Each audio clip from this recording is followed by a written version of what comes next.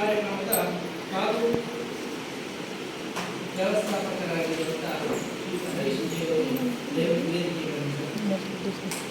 ನಮ್ಮ ಶಾಲಾ ಮುಖ್ಯೋಪಾಧ್ಯಾಯರು ಹಾಗೂ ನಮ್ಮ ಶಾಲೆಯ TMC ಕಾರ್ಯಾಧ್ಯಕ್ಷರಾದ ಸತೀಂದ್ರ ಕಲ್ಯಾಣಿ ಅವರು ಕೂಡ ಈ ಸಂದರ್ಭದಲ್ಲಿ ವೇದಿಕೆಗೆ ಬಂದಿದ್ದೇನೆ. ಹಾಗೂ ಗ್ರಾಮ ಸಂಪನ್ಮೂಲ ವ್ಯಕ್ತಿಗಳು ಶ್ರೀಮತಿ ಸವಿತಾ ಮತ್ತು ಶ್ರೀಮತಿ ಸುನೀತಾ ಇವರು ಸಹ ವೇದಿಕೆ ಬರಬೇಕು. ಹಾಗೆ ಗ್ರಾಮ ಪಂಚಾಯತ್ ಸದಸ್ಯರಾದ ಹರಿನಾಕ್ಷಿ ಅವರು ಕೂಡ ವೇದಿಕೆ ಬರಬೇಕು.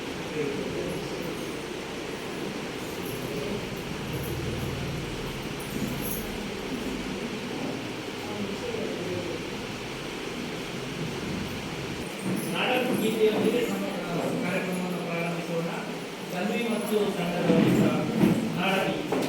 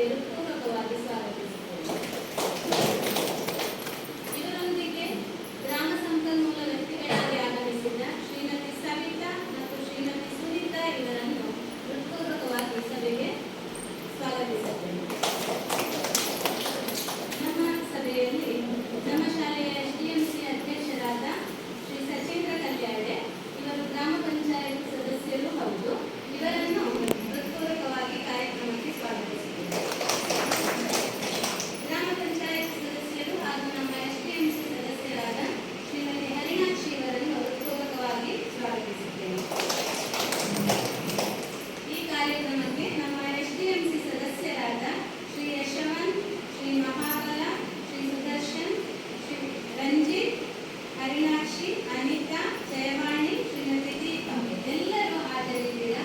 ನಿಮ್ಮೆಲ್ಲರಿಗೂ ಹೃತ್ಪೂರ್ವಕವಾಗಿ ಸ್ವಾಗತವನ್ನು ಕೋರ್ತೇನೆ. ಅಂತೆಯೇ ಈ ಸಭೆಗೆ ನಮ್ಮ ಕರೆಗೆ ಹೋಗೊಟ್ಟು ಆಗಮಿಸಿದಂತಹ ನಮ್ಮ ಎಲ್ಲ ಪೋಷಕ ವರ್ಗದವರಿಗೂ ಹೃತ್ಪೂರ್ವಕವಾಗಿ ಸ್ವಾಗತವನ್ನು ಬಯಸ್ತೇನೆ. ಜೊತೆಗೆ ನಮ್ಮ ಶಾಲೆಯ ಸಿಬ್ಬಂದಿ ವರ್ಗ, ಅಕ್ಷರ ದಾಸೋಹ ಸಿಬ್ಬಂದಿಗಳು ಎಲ್ಲರನ್ನು ಹೃತ್ಪೂರ್ವಕವಾಗಿ ಸ್ವಾಗತಿಸುತ್ತಾ ನನ್ನ ಸ್ವಾಗತವನ್ನು ಮುಗಿಸುತ್ತೇನೆ.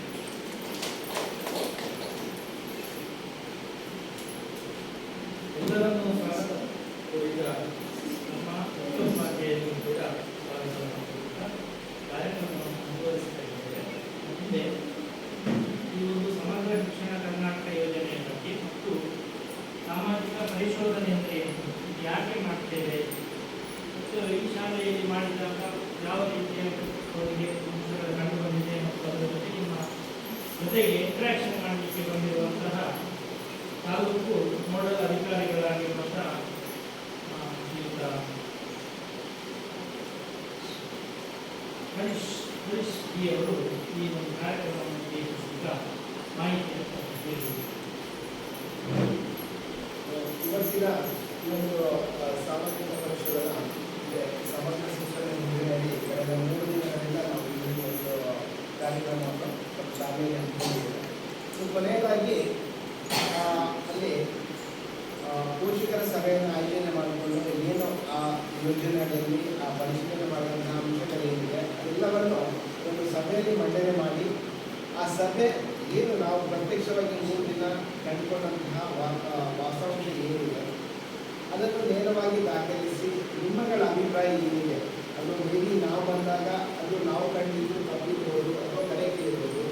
ಅದನ್ನು ನೀವು ಸರಿಯಾಗಿ ಹೇಳಿ ಆ ವರದಿಗೆ ಒಂದು ಸಭೆಯಲ್ಲಿ ಮನವಿ ಅಂದರೆ ಅನುಮೋದನೆ ಕೊಟ್ಟು ಅದು ಮುಂದೆ ಸರ್ಕಾರದ ಹಂತಕ್ಕೆ ಹೋಗಬೇಕು ಅಂತ ಹೇಳಿದ್ರೆ ಒಂದು ಪೋಷಕರ ಸಭೆ ಬಹಳಷ್ಟು ಪಡಿಸಬೇಕು. ಹಾಗಾಗಿ ಇವತ್ತಿನ ಈ ಒಂದು ಪಾಲಕರ ಸಭೆಯಲ್ಲಿ ಆ ಸಭೆಯ ಅಧ್ಯಕ್ಷತೆ ವಹಿಸಿರುವಂತಹ ನಮ್ಮವರೇ ಆದಂತಹ ದೀಪಾ ಮೇಡಮ್ ಅವರೇ, ಅದೇ ರೀತಿ ಶಾಲಾಭಿವೃದ್ಧಿ ಮೇಲ್ವಿಚಾರಣಾ ಸಮಿತಿಯ ಅಧ್ಯಕ್ಷರೇ, ಹಾಗೆ ಹೊಸಪೇಟೆ ಜಿಲ್ಲಾ ಪಂಚಾಯತಿನ ಗೌರವಾನ್ವಿತ ಸದಸ್ಯರು ಅವರು ಕೂಡ ಒಂದು ಶಾಲಾಭಿವೃದ್ಧಿ ಮೇಲ್ವಿಚಾರಣಾ ಸಮಿತಿಯ ಸದಸ್ಯರಾಗಿದ್ದಾರೆ. ಅದೇ ರೀತಿ ಇನ್ನು ಉಳಿದಂತಹ ಎಲ್ಲ ಈ ಸಮಿತಿಯ ಸದಸ್ಯರಿರ್ಬೋದು, ಪೋಷಕರಿರ್ಬೋದು, ಇವತ್ತು ಆಗಮಿಸತಕ್ಕಂಥ ಎಲ್ಲ ಪೋಷಕರೇ, ಅದೇ ರೀತಿ ಈ ಶಾಲೆಯ ಎಲ್ಲ ಸರ್ಕಾರ ಈ ಒಂದು ಮಹತ್ತರವಾದ ಯೋಜನೆಯನ್ನು ನಮಗೆ ನಡೆಸಿಕೊಂಡಿದೆ. ಕಳೆದ ಒಂದು ಆರ್ಥಿಕ ವರ್ಷದಿಂದ ನಾವು ಈ ಒಂದು ಕಾರ್ಯಕ್ರಮವನ್ನು ಮೂಡಬಿದ್ರೆ ತಾಲೂಕಿನ ಎಲ್ಲ ಗ್ರಾಮ ಪಂಚಾಯತ್ ವ್ಯಾಪ್ತಿಯಲ್ಲಿ 2 ಸರ್ಕಾರಿ ಶಾಲೆಗಳನ್ನು ಈ ಒಂದು ಸಮಗ್ರ ಶಿಕ್ಷಣ ಯೋಜನೆಯ ಸಾಮಾಜಿಕ ಪರಿಶೀಲನೆಗೆ ಒಳಪಡಿಸಿ ಈ ಒಂದು ಆರ್ಥಿಕ ವರ್ಷದಲ್ಲಿ ಮತ್ತೆ 2 ಶಾಲೆಗಳನ್ನು ಆಯ್ಕೆ ಮಾಡಿಕೊಂಡು ಒಂದು ಸಾಮಾಜಿಕ ಪರಿಶೀಲನಾ ಪ್ರಕ್ರಿಯೆಯನ್ನು ನಡೆಸಿಕೊಂಡು ಬಂದಿದ್ದಾರೆ. ಇಲ್ಲಿ ಈ ಯೋಜನೆ ಏನಿದೆ ಅಂದರೆ ಸಮಗ್ರ ಶಿಕ್ಷಣ ಯೋಜನೆಗಳಲ್ಲಿ ಏನು ಯಾವ ರೀತಿ ಕಾರ್ಯಾಚರಣೆ ಆಗ್ತಾ ಇದೆ, ಅದರ ಸಾಧಕ ಬಾಧಕಗಳ ಬಗ್ಗೆ ಏನಿದೆ ಇವೆಲ್ಲವನ್ನು ನೀವು ಸೂಕ್ಷ್ಮವಾಗಿ ತಿಳ್ಕೊಳ್ಳಿಕ್ಕೆ ನೀವು ಒಂದು ಅವಕಾಶವನ್ನು ಕಲ್ಪಿಸಿಕೊಟ್ಟಿದೆ. ಏನಿದು ಸಮಗ್ರ ಶಿಕ್ಷಣ ಯೋಜನೆ ಅಂತ ಹೇಳಿದ್ರೆ, ಯೋಜನೆ ಇದರಿಂದ ಹಲವಾರು ಹೆಸರುಗಳಿಂದ ಕರೆಯಲ್ಪಡ್ತಾ ಇತ್ತು. ಸರ್ವಶಿಕ್ಷಾ ಅಭಿಯಾನ ಮತ್ತು ರಾಷ್ಟ್ರೀಯ ಮಾಧ್ಯಮಿಕ ಶಿಕ್ಷಾ ಅಭಿಯಾನ, ಶಿಕ್ಷಕರ ಶಿಕ್ಷಣ ಎಲ್ಲ ಹೆಸರುಗಳಿಂದ ಹಿಂದೆ ಕರೆಯಲ್ಪಡ್ತಾ ಇತ್ತು. ಆದರೆ 2018 ನಂತರ ಇದಕ್ಕೊಂದು ಸಮಗ್ರವಾದ ರೂಪವನ್ನು ಕೊಟ್ಟು ಅದಕ್ಕೆ ಸಮಗ್ರ ಶಿಕ್ಷಣ ಯೋಜನೆ ಅಂತ ಅದನ್ನು ಜಾರಿಗೆ ತರ್ತಿದೆ ಕೇಂದ್ರ ಸರ್ಕಾರ. ಸೊ ಇಲ್ಲಿ ನಮ್ಮ ರಾಜ್ಯಕ್ಕೆ ಬರುವಾಗ ಸಮಗ್ರ ಶಿಕ್ಷಣ ಕರ್ನಾಟಕ ಯೋಜನೆ ಅಂತ ಆಗುತ್ತೆ. ಸೊ ಇಲ್ಲಿ ಏನು ಅಂತ ಹೇಳಿದ್ರೆ ಇಲ್ಲಿ ಇದರ ಪ್ರಯೋಜನ ಯಾರು ಪಡ್ಕೊಳ್ತಾ ಇದ್ದಾರೆ ಅಂದರೆ ಪ್ರೀ ಸ್ಕೂಲಿಂದ ಹಿಡಿದು 12ನೇ ತರಗತಿವರೆಗೆ ಸರ್ಕಾರಿ ಶಾಲೆಗಳಲ್ಲಿ ಇದರ ವಿದ್ಯಾಭ್ಯಾಸವನ್ನು ಪಡ್ಕೊಳ್ತಾ ಇರುವಂತಹ ಮಕ್ಕಳು ಇದರ ಫಲಾನುಭವಿಗಳು. ಈ ಒಂದು ಯೋಜನೆಗಳಲ್ಲಿ ಈ ಮಕ್ಕಳಿಗೆ ಯಾವುದೇ ರೀತಿಯ ಒಂದು ತಾರತಮ್ಯವಿಲ್ಲದೆ ಅವರಿಗೆ ಶಿಕ್ಷಣ ಸಿಗಬೇಕು. ಅವರಲ್ಲಿ ಯಾವುದೇ ರೀತಿಯ ಒಂದು ಲಿಂಗಭೇದ ಇಲ್ಲದೆ ಎಲ್ಲರೂ ಸರಿಸಮಾನರಾಗಿ ಅವರಿಗೆ ಶಿಕ್ಷಣವನ್ನು ಕೊಡುವಂತಾಗಬೇಕು. ಆ ಕೊಡ್ತಕ್ಕಂಥ ಶಿಕ್ಷಣವು ಗುಣಮಟ್ಟದಿಂದ ಕೂಡಿರಬೇಕು. ಆ ಗುಣಮಟ್ಟದಿಂದ ಕೂಡಿದ ಶಿಕ್ಷಣವು ಅವರ ವೃತ್ತಿ ಜೀವನಕ್ಕೆ ಮುಂದೆ ಅವರು ಅದು ವೃತ್ತಿ ಜೀವನಕ್ಕೆ ಅವರಿಗೆ ಬಹಳಷ್ಟು ಸಹಕಾರಿ ಆಗಬೇಕೆಂಬ ನಿಟ್ಟಿನಲ್ಲಿ ಇದನ್ನು ರೂಪುಗೊಳಿಸಿ ಇದನ್ನು ಎಲ್ಲ ಶಾಲೆಗಳಲ್ಲಿ ಕಾರ್ಯರೂಪಕ್ಕೆ ತರ್ತಾ ಇದ್ದಾರೆ. ಸೊ ಅಲ್ಲಿ ಈ ಏನಾದರೂ ಸಮಸ್ಯೆಗಳು ಆಗ್ತಾ ಇದೆಯಾ, ಆ ಸಮಸ್ಯೆಗಳು ಯಾಕೆ ಆಗ್ತಾ ಇದೆ ಇದರ ಬಗ್ಗೆ ಸರ್ಕಾರಕ್ಕೆ ಒಂದು ವರದಿ ಬೇಕಿದೆ, ಅಥವಾ ಆ ಯೋಜನೆಯನ್ನು ಇನ್ನಷ್ಟು ಪರಿಣಾಮಕಾರಿಯಾಗಿ ನಾವು ಯಾವ ರೀತಿ ಮಾಡ್ಕೊಂಡು ಹೋಗ್ಬೋದು ಅನ್ನೋದಕ್ಕೆ ಸರ್ಕಾರಕ್ಕೆ ಒಂದು ನಿಖರವಾದ ಮಾಹಿತಿಗಳು ಬೇಕು. ಅದನ್ನು ಯಾವ ರೀತಿ ಪಡ್ಕೊಳ್ಬೇಕು ಅಂತ ಯೋಚನೆ ಮಾಡಿದಾಗ ಸಾಮಾಜಿಕ ಪರಿಶೀಲನೆ ಏನು ನಾವು ಈಗಾಗಲೇ ನಡೆಸ್ಕೊಂಡು ಬರ್ತಾ ಇದ್ದೀವಿ. ಅಂದರೆ ಪಂಚಾಯತ್ ಸದಸ್ಯರಿಗೆ ಇರ್ಬೋದು, ಗ್ರಾಮ ಪಂಚಾಯತ್ ಮಟ್ಟದಲ್ಲಿ ಯಾವುದೆಲ್ಲ ಕೇಂದ್ರ ಸರ್ಕಾರದ ಕಾರ್ಯಕರ್ತರು ಹೊಂದಿರುವಂತಹ ಯೋಜನೆಗಳಿವೆ ಅದರೆಲ್ಲ ಸಾಮಾಜಿಕ ಪರಿಶೀಲನೆಯನ್ನು ನಾವು ನಿರಂತರವಾಗಿ ಮಾಡ್ಕೊಂಡು ಬರ್ತಾ ಇದ್ದೀವಿ. ಸೊ ಅದರೊಟ್ಟಿಗೆ ಇದನ್ನು ಕೂಡ ಮಾಡ್ಕೊಂಡು ಬರಲಿಕ್ಕೆ ನಮಗೊಂದು ಜವಾಬ್ದಾರಿ ವಹಿಸಿದ್ದಾರೆ.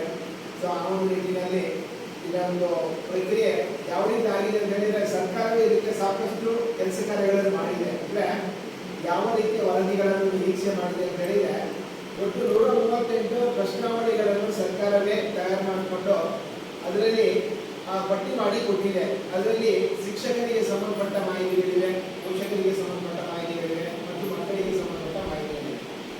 ಎಲ್ಲವನ್ನು ನಾವು ನಿಮ್ಮ ಜೊತೆ ಕೇಳಿ ಅದನ್ನು ದಾಖಲೆ ಮಾಡಿಕೊಂಡು ಮತ್ತೆ ಅದನ್ನು ಸರ್ಕಾರಕ್ಕೆ ಆ ವರದಿಗಳನ್ನು ಸಲ್ಲಿಸಬೇಕಿದೆ. ಇಲ್ಲಿ ಮಕ್ಕಳ ಒಂದು ಶಿಕ್ಷಣ ಯಾವಾಗ ಪ್ರಾರಂಭ ಆಗುತ್ತೆ ಅಂತ ಹೇಳಿದ್ರೆ ಪ್ರೀ ಸ್ಕೂಲ್ ಇಂದ ಸ್ಟಾರ್ಟ್ ಆಗುತ್ತೆ. ಆ ಪ್ರೀ ಸ್ಕೂಲಿಂದ ಇರೋ ಮಕ್ಕಳ ಶಿಕ್ಷಣ ಪ್ರಾರಂಭ ಆಗಿ ಪ್ರಾಥಮಿಕ ಅಂತ ಬಿಟ್ಟು ಪ್ರೌಢಶಾಲಾ ಅಂತ ಅದರಲ್ಲಿ ಶಿಕ್ಷಣವನ್ನು ಪಡೆದು ಅಂತಿಮವಾಗಿ ಪದವಿ ಪೂರ್ವ ಶಿಕ್ಷಣವನ್ನು ಪಡ್ಕೊಳ್ಳುವ ವರೆಗೆ ಈ ಒಂದು ಯೋಜನೆ ನಿರಂತರವಾಗಿ ಸಾಗ್ತಾ ಇದೆ. 2030 ವೇಳೆಗೆ ಒಂದು ನಿರ್ದಿಷ್ಟ ಗುರಿಯನ್ನು ಇಟ್ಕೊಂಡು ಈ ಯೋಜನೆ ಸಾಗ್ತಾ ಇದೆ. ಅಲ್ಲಿ ಏನು ಮಕ್ಕಳು ಈ ಸರ್ಕಾರಿ ಶಾಲೆಗಳಲ್ಲಿ ಮಕ್ಕಳು ಶಿಕ್ಷಣವನ್ನು ಪಡೀತಾ ಇದ್ದಾರೆ, ಇದರ ಮುಖ್ಯ ಉದ್ದೇಶ ಏನು ಅಂತ ಹೇಳಿದ್ರೆ ಒಂದೇ ಇರುವಂಥದ್ದು, ಯಾರು ಈ ಶಿಕ್ಷಣವನ್ನು ಸರ್ಕಾರಿ ಶಾಲೆಯಲ್ಲಿ ಮಕ್ಕಳು ಶಿಕ್ಷಣವನ್ನು ಪಡೀತಾ ಇದ್ದಾರೋ ಆ ಮಕ್ಕಳು ಮತ್ತೆ ಖಾಸಗಿ ಶಾಲೆಯಲ್ಲಿ ಏನು ಶಿಕ್ಷಣವನ್ನು ಪಡೀತಾ ಇರುವಂತಹ ಮಕ್ಕಳು ಅವರು ಇಬ್ಬರು ಕೂಡ 12ನೇ ತರಗತಿ ಪಾಸಾಗಿ ಹೊರಗೆ ಬಂದಾಗ ಆ ಸ್ಪರ್ಧಾತ್ಮಕ ಜಗತ್ತಿಗೆ ಬಂದಾಗ ಆ ಇಬ್ಬರಲ್ಲೂ ಕೂಡ ಒಂದೇ ರೀತಿಯ ಶಿಕ್ಷಣದ ಗುಣಗಳು ಇರಬೇಕು. ಸರ್ಕಾರಿ ಶಾಲೆಯಲ್ಲಿ ಕಲಿತಕ್ಕಂಥ ಮಕ್ಕಳು ಕೂಡ ಖಾಸಗಿ ಶಾಲೆಯಲ್ಲಿ ವಿದ್ಯೆ ಕಲಿತ ಮಕ್ಕಳಿಗೆ ಯಾವುದೇ ರೀತಿ ನಾವು ಹಿಂದೆ ಬಿದ್ದಿಲ್ಲ ಎನ್ನುವ ರೀತಿಯಲ್ಲಿ ಅವರು ಕೂಡ ಶಿಕ್ಷಣವನ್ನು ಪಡೆದು ಮುಂದೆ ಸಮಾಜದಲ್ಲಿ ಅವರ ವೃತ್ತಿ ಜೀವನವನ್ನು ಆಯ್ಕೆ ಮಾಡಿಕೊಂಡು ಒಂದು ಒಳ್ಳೆಯ ಲೈಫನ್ನು ಲೀವ್ ಮಾಡಬೇಕು ಅನ್ನೋದು ಇದರ ಮುಖ್ಯ ಉದ್ದೇಶ. ಸೊ ಆ ಒಂದು ನಿಟ್ಟಿನಲ್ಲಿ ಇದಕ್ಕೆ ಎಲ್ಲ ರೀತಿಯಲ್ಲಿ ಅವಕಾಶವನ್ನು ಕಲ್ಪಿಸಿಕೊಂಡಿದ್ದಾರೆ. ಇಷ್ಟು ಸಮಗ್ರ ಶಿಕ್ಷಣ ಯೋಜನೆ ಬಗ್ಗೆ ಅದ್ರ ಬಗ್ಗೆ ನಾವು ಜಾಸ್ತಿಯಾಗಿ ತಲೆಕೆಡಿಸಿಕೊಳ್ಳೋದು ಬೇಡ. ಸೊ ಅದಕ್ಕೆ ಸಂಬಂಧಪಟ್ಟ ಹಾಗೆ ಅನುದಾನಗಳು ಬಿಡುಗಡೆ ಆಗುತ್ತೆ. ಆ ಅನುದಾನಗಳು ಯಾವ ರೀತಿ ಖರ್ಚು ವೆಚ್ಚ ಮಾಡಲಾಗಿದೆ, ಆ ಖರ್ಚು ಮಾಡಿರೋದಕ್ಕೆ ಸಂಬಂಧಪಟ್ಟ ಬಿಲ್ಲುಗಳನ್ನು ಇಟ್ಟಿದ್ದಾರಾ, ಸೊ ಇದನ್ನು ಕೂಡ ನಾವು ಪರಿಶೀಲನೆ ಮಾಡ್ತೇವೆ. ಮಾಡಿದ ನಂತರ ತರಗತಿಗಳಿಗೆ ಭೇಟಿ ಕೊಟ್ಟು ಪಠ್ಯೇತರ ವಿಚಾರಗಳನ್ನು ಹೊರತುಪಡಿಸಿ ಪಠ್ಯಕ್ಕೆ ನಮ್ಮಲ್ಲಿ ನುರಿತ ಶಿಕ್ಷಕರಿದ್ದಾರೆ. ಸೊ ಅವರು ಪಠ್ಯದ ವಿಷಯಗಳನ್ನು ಪೂರೈಕೆ ಮಾಡ್ತಾರೆ. ಆ ಪಠ್ಯೇತರ ಅಂದರೆ ಪಠ್ಯದ ವಿಷಯಗಳನ್ನು ಹೊರತುಪಡಿಸಿ ಅವರ ಬುದ್ಧಿಮತ್ತೆ ಎಷ್ಟರ ಮಟ್ಟಿಗಿದೆ ಅಂದರೆ ಅದನ್ನು ತಿಳ್ಕೊಳ್ಳಿಕ್ಕೆ ಜಾಸ್ತಿ ಒಂದು ನಾಲೆಜ್ ಬೇಡ. ನಮಗೆ ಅವರ ಬುದ್ಧಿಮತ್ತೆಯನ್ನು ತಿಳ್ಕೊಳ್ಳಿಕ್ಕೆ ತುಂಬಾ ಸುಲಭ ಇದೆ. ಸೊ ಆ ಒಂದು ರೀತಿಯಲ್ಲಿ ಮಕ್ಕಳನ್ನು ಕೂಡ ನಾವು ಇಂಟ್ರಾಕ್ಟ್ ಮಾಡಿ ಕೊನೆಯದಾಗಿ ಇವತ್ತು ನಿಮ್ಮಗಳ ಜೊತೆ ನಿಮಗೆ ಈ ಯೋಜನೆಗಳ ಬಗ್ಗೆ ಎಷ್ಟರ ಬಗ್ಗೆ ಮಾಹಿತಿ ಇದೆ ಅಥವಾ ನೀವು ಮಕ್ಕಳು ಮತ್ತು ಶಿಕ್ಷಕರು ನಿಮ್ಮ ಸಂಬಂಧ ಯಾವ ರೀತಿ ಇದೆ ಇದರ ಬಗ್ಗೆ ಕೂಡ ಬೆಳಕು ಚೆಲ್ಲಿಗೆ ಈ ಒಂದು ಸಭೆ ಆಯೋಜನೆ ಮಾಡಲಾಗಿದೆ. ಇಲ್ಲಿ ಒಂದು ವಿಚಾರ ತಿಳ್ಕೋಬೇಕು, ನಾವು ಬಹಳಷ್ಟು ಅಂದರೆ ಕಳೆದ ಬಾರಿ ಪ್ರಾರಂಭ ಮಾಡಿದ್ದೇವೆ. ನಮ್ಮ ತಾಲೂಕಿನಲ್ಲಿ 12 ಗ್ರಾಮ ಪಂಚಾಯತ್ಗಳಿವೆ. 12 ಅಂತ ಹೇಳಿದರೆ ಒಂದು ಪಂಚಾಯತಿಗೆ 2 ಶಾಲೆಗಳಿಗೂ ಕೂಡ 24 ಶಾಲೆಗಳು ನಾವು ಈಗಾಗಲೇ ಕಳೆದ ಆರ್ಥಿಕ ವರ್ಷದಲ್ಲಿ ನಾವು ಅದನ್ನು ಮಾಡಿ ಮುಗಿಸಿ ಆಗಿದೆ. ಈ ಒಂದು ಆರ್ಥಿಕ ವರ್ಷದಲ್ಲೂ ಕೂಡ ಇದು ಕೊನೆಯ ಪಂಚಾಯತ್ ಸಾಮಾಜಿಕ ಪರಿಶೀಲನೆ ನಡೆಸಿ ಇವತ್ತು ಶಾಲೆಯ ಒಂದು ಸಾಮಾಜಿಕ ಪರಿಶೀಲನೆ ಮುಗಿಸಿ ಅಲ್ಲಿ ನಮಗೆ ವ್ಯಕ್ತವಾಗ್ತಿರುವಂತಹ ಒಂದು ಗುರುತರವಾದಂತಹ ಒಂದು ಖಾತೆಗೆ ಸಿಕ್ಕಿರುವ ಸರ್ಕಾರಿ ಶಾಲೆಯಲ್ಲಿ ಮಕ್ಕಳ ಏನು ದಾಖಲಾತಿಯಲ್ಲಿ ಇಳಿಕೆ ಕಂಡು ಬರ್ತಾರೆ. ಸೊ ಅದು ನಾವು ಬೇರೆ ಬೇರೆ ಶಾಲೆಗಳಿಗೆ ಹೋದಾಗ ಅಲ್ಲಿ ಅಂಕಿಗಳನ್ನು ನೋಡಿದಾಗ ನಮಗೆ ಅದು ಗೊತ್ತಾಗುತ್ತೆ. ಸೊ ಅದನ್ನು ನಾನಿಲ್ಲಿ ನಿಮ್ಮ ಜೊತೆ ಅದರ ಬಗ್ಗೆ ಸ್ವಲ್ಪ ಮಾಹಿತಿಯನ್ನು ಹಂಚ್ಕೊಳ್ಳಿಕ್ಕೆ ಇಷ್ಟಪಡ್ತೇನೆ. ಈ ಸರ್ಕಾರಿ ಶಾಲೆಯಲ್ಲಿ ಮಕ್ಕಳ ದಾಖಲಾತಿ ಯಾವ ಕಾರಣಕ್ಕಾಗಿ ಕಡಿಮೆ ಆಗ್ತಿದೆ ಅನ್ನೋದ್ರ ಬಗ್ಗೆ ನಾವಿವತ್ತು ಗಂಭೀರವಾಗಿ ಚಿಂತನೆ ಮಾಡಬೇಕಾದಂತಹ ಅನಿವಾರ್ಯತೆ ಕೂಡ ಎದುರಾಗಿದೆ. ಯಾಕಂತ ಹೇಳಿದ್ರೆ ಸರ್ಕಾರಿ ಶಾಲೆಯಲ್ಲಿ ನಾವು ಎಲ್ಲವನ್ನೂ ಕೊಡ್ತಾ ಇದ್ದೀವಿ. ಅಂದ್ರೆ ಸರ್ಕಾರ ಕೊಡ್ತಾ ಇದೆ.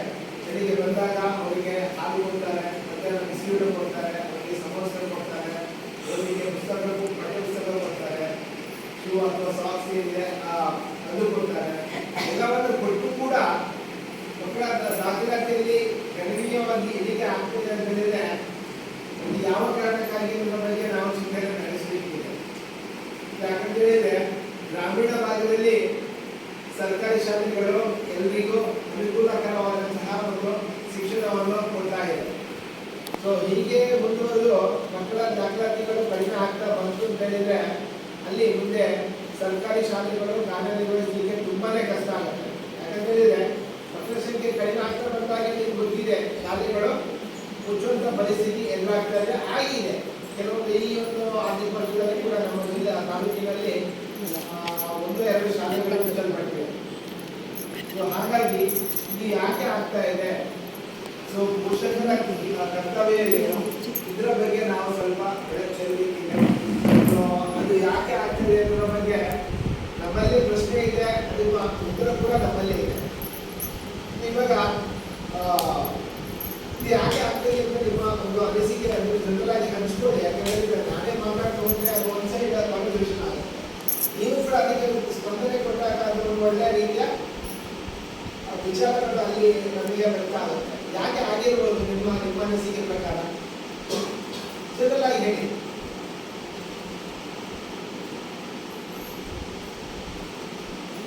ಮಕ್ಕಳ ದಾಖಲಾತಿ ಕಡಿಮೆ ಆಗುವಂತ ಪ್ರಕ್ರಿಯೆ ಯಾಕೆ ಆಗ್ತಾ ಇದೆ? ಓಕೆ, ಪ್ರೈವೇಟ್ ಶಾಲೆ ಜಾಸ್ತಿ ಆಗ್ತಿದೆ. ಮತ್ತೆ ಬೇಜಾರಾಗಿ ಒಂದು ಹೇಳ್ತಾ ಇಲ್ಲ.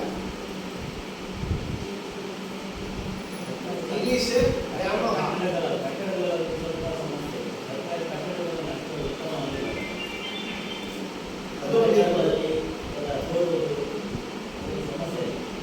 ಅದು ಇರ್ಬೋದು. ಅವ್ರು ಹೇಳ್ತಾರೆ ಸರ್ಕಾರಿ ಕಟ್ಟಡಗಳು ಶಿಥಿಲಗೊಳ್ತವೆ, ಆ ಒಂದು ಕಾರಣಕ್ಕಾಗಿ ಮಕ್ಕಳು ಬರ್ತಾ ಇಲ್ಲ ಅಂತ.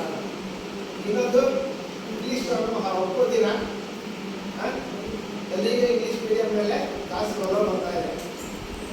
ಸೊ ಈ ಇಂಗ್ಲಿಷ್ ಮೀಡಿಯಂ ಅವ್ರು ಏನೇನಿದ್ರು ಕನ್ನಡ ಇರ್ಬೋದು, ಇಂಗ್ಲಿಷ್ ವ್ಯಾಮೋಹ ಇರ್ಬೋದು ಮತ್ತು ಪ್ರೈವೇಟ್ ಶಾಲೆಗಳು ಜಾಸ್ತಿ ಆಗ್ತಿರೋದು ಎಲ್ಲವೂ ಪೂರಕ ಆಗಿದೆ. ಒಂದು ಇದೆ, ಯಾವುದು ನಾವು ಅದನ್ನು ಅಲ್ಲಗಳೆಯಾಗಿಲ್ಲ. ಆದರೆ ಇಂಗ್ಲಿಷ್ ವ್ಯಾಮೋಹ ನಮಗೆ ಜಾಸ್ತಿ ಆಗ್ತಿರೋ ನಿಟ್ಟಿನಲ್ಲಿ ನಾವು ಒಂದು ವಿಚಾರವನ್ನು ಗಣನೆಗೆ ತಗೊಳ್ತಾನೇ ಇಲ್ಲ. ಈಗ ಖಾಸಗಿ ಶಾಲೆಗಳಿಗೆ ಮತ್ತು ನಮ್ಮ ಸರ್ಕಾರಿ ಶಾಲೆಗಳಿಗೆ ಹೂಡಿಕೆ ಮಾಡಿದಾಗ ಇದು ಒಂದು ವಿಚಾರ ಕಾಮನ್ ಇದೆ. ಅಲ್ಲಿ ಸಿಗ್ತಕ್ಕಂಥ ಏನು ಶಿಕ್ಷಣಕ್ಕೆ ಮತ್ತು ಸರ್ಕಾರಿ ಶಾಲೆಯಲ್ಲಿ ಸಿಗ್ತಕ್ಕಂಥ ಶಿಕ್ಷಣಕ್ಕೆ ವ್ಯತ್ಯಾಸ ಇದೆಯೇ ಇಲ್ವಾ? ಇದೆಯಾ ಇಲ್ವಾ? ಇದೆ ಅಲ್ವಾ? ಯಾವ ತರ ಇದೆ?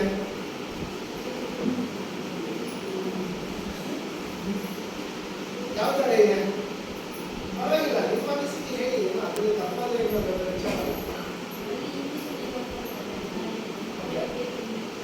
ಓಕೆ, ಅಲ್ಲಿ ಬರೀ ಇಂಗ್ಲಿಷ್ ಮೀಡಿಯಂಗೆ ಜಾಸ್ತಿ ಇಂಪಾರ್ಟೆನ್ಸ್ ಕೊಡ್ತಾರೆ, ಬಟ್ ಇಲ್ಲಿ ನಾವು ಅಷ್ಟು ಇಂಪಾರ್ಟೆನ್ಸ್ ಕೊಡ್ತಾ ಇಲ್ಲ ಎನ್ನುವುದು ನಿಮ್ಮೊಬ್ಬರ ಅಭಿಪ್ರಾಯ. ಅದು ಕನ್ಸಿಡರ್ ಮಾಡಬಹುದು. ಆದರೆ ಈ ಒಂದು ವಿಚಾರ, ಇಂಗ್ಲಿಷ್ಗೆ ನಾವು ಜಾಸ್ತಿ ವ್ಯಾಮೋಹ ಕೊಟ್ಟು ಇಂಪಾರ್ಟೆನ್ಸ್ ಕೊಟ್ಟು ಗುಣಮಟ್ಟದ ಶಿಕ್ಷಣವನ್ನು ನಾವು ನಿರೀಕ್ಷೆ ಬೇಕಾಗಿತ್ತು ಅಲ್ವಾ? ನಮಗೆ ಮೇಜರ್ ಆಗಿ ಏನ್ ಬೇಕು? ಗುಣಮಟ್ಟದ ಶಿಕ್ಷಣ ಬೇಕು, ಹೌದಲ್ವಾ? ಕರೆಕ್ಟಾ? ಒಪ್ಪೋದಿರಾ? ಆ ಗುಣಮಟ್ಟದ ಶಿಕ್ಷಣ ನಿಮಗೆ ಯಾವ ರೀತಿ ಸಿಗುತ್ತೆ ಅದ್ರ ಬಗ್ಗೆ ನಾವು ಮಾಹಿತಿ ಇದೆಯಾ? ಒಬ್ರು ಗುಣಮಟ್ಟದ, ಈಗ ನಾನೇ ಇರ್ಬೋದು, ನನಗೆ ಗುಣಮಟ್ಟದ ಶಿಕ್ಷಣ ಸಿಗಬೇಕು ಅಂತ ಹೇಳಿದ್ರೆ ನಾನು ಎಲ್ಲಿಗೆ ಹೋಗ್ಬೇಕು? ಗುಣಮಟ್ಟದ ಶಿಕ್ಷಣ ಎಲ್ಲಿ ಸಿಗುತ್ತೆ ಅಲ್ಲಿಗೆ ಹೋಗ್ಬೇಕು ಅಲ್ವಾ? ಗುಣಮಟ್ಟದ ಶಿಕ್ಷಣ ಸರ್ಕಾರಿ ಶಾಲೆಗಳಲ್ಲಿ ಸಿಗುತ್ತಾ ಇಲ್ವಾ? ಯಾಕೆ ಆ ಥರ ಹೇಳ್ತಾ ಇಲ್ಲ? ಒಂದು ವಿಚಾರ, ನಮ್ಮ ಟೀಚಿಂಗ್ ಲೆವೆಲ್ ಯಾವ ರೀತಿ ನಾವು ಯೋಚನೆ ಮಾಡಬೇಕು ಅಂತ ಹೇಳಿದ್ರೆ, ಇವಾಗ ಗುಣಮಟ್ಟದ ಶಿಕ್ಷಣ ಸಿಗ್ತಾ ಇದೆ ಸರ್ಕಾರಿ ಶಾಲೆಗಳಲ್ಲಿ, ಹೌದಲ್ಲ? ಒಪ್ಪೋದಿಲ್ಲ? ಅದು ಯಾಕೆ ಸಿಗ್ತಾ ಇದೆ ಅಂತ ಹೇಳಿದ್ರೆ, ಇಲ್ಲಿ ಆ ಶಿಕ್ಷಕ ವೃತ್ತಿಯನ್ನು ಅವರು ಮಾಡಬೇಕು ಅಂತ ಇದ್ರೆ ಅದಕ್ಕೆ ಒಂದು ಪರಿಣತಿಯನ್ನು, ವಿಶೇಷವಾದ ತರಬೇತಿಯನ್ನು ಪಡ್ಕೊಂಡು ಬಂದಿರ್ತಾರೆ ಅವರು, ಅಲ್ವಾ? ಈಗ ನಮ್ಮ ಸರ್ಕಾರಿ ಶಾಲೆಯಲ್ಲಿ ಯಾವ ಶಿಕ್ಷಕರಿದ್ದಾರೆ ಅವರೆಲ್ಲ ವೃತ್ತಿ ಶಿಕ್ಷಣ, ಅಂದ್ರೆ ಅದಕ್ಕೆ ಆ ಶಿಕ್ಷಣಕ್ಕೆ ಸಂಬಂಧಪಟ್ಟ ಒಂದು ತರಬೇತಿಯನ್ನು ಪಡ್ಕೊಂಡು ಅದರಲ್ಲಿ ಪರಿಣತಿಯನ್ನು ಹೊಂದಿ ಶಾಲೆಯಲ್ಲಿ ಅವರು ಶಿಕ್ಷಣವನ್ನು ಬೋಧಿಸ್ತಾ ಇದ್ದಾರೆ. ಹಾಗಾಗಿ ಅಲ್ಲಿ ನಾವು ಗುಣಮಟ್ಟದ ಶಿಕ್ಷಣವನ್ನು ನಿರೀಕ್ಷೆ ಮಾಡಬಹುದು, ತಪ್ಪಿಲ್ಲ ಅಲ್ವಾ? ಹೌದಲ್ವಾ?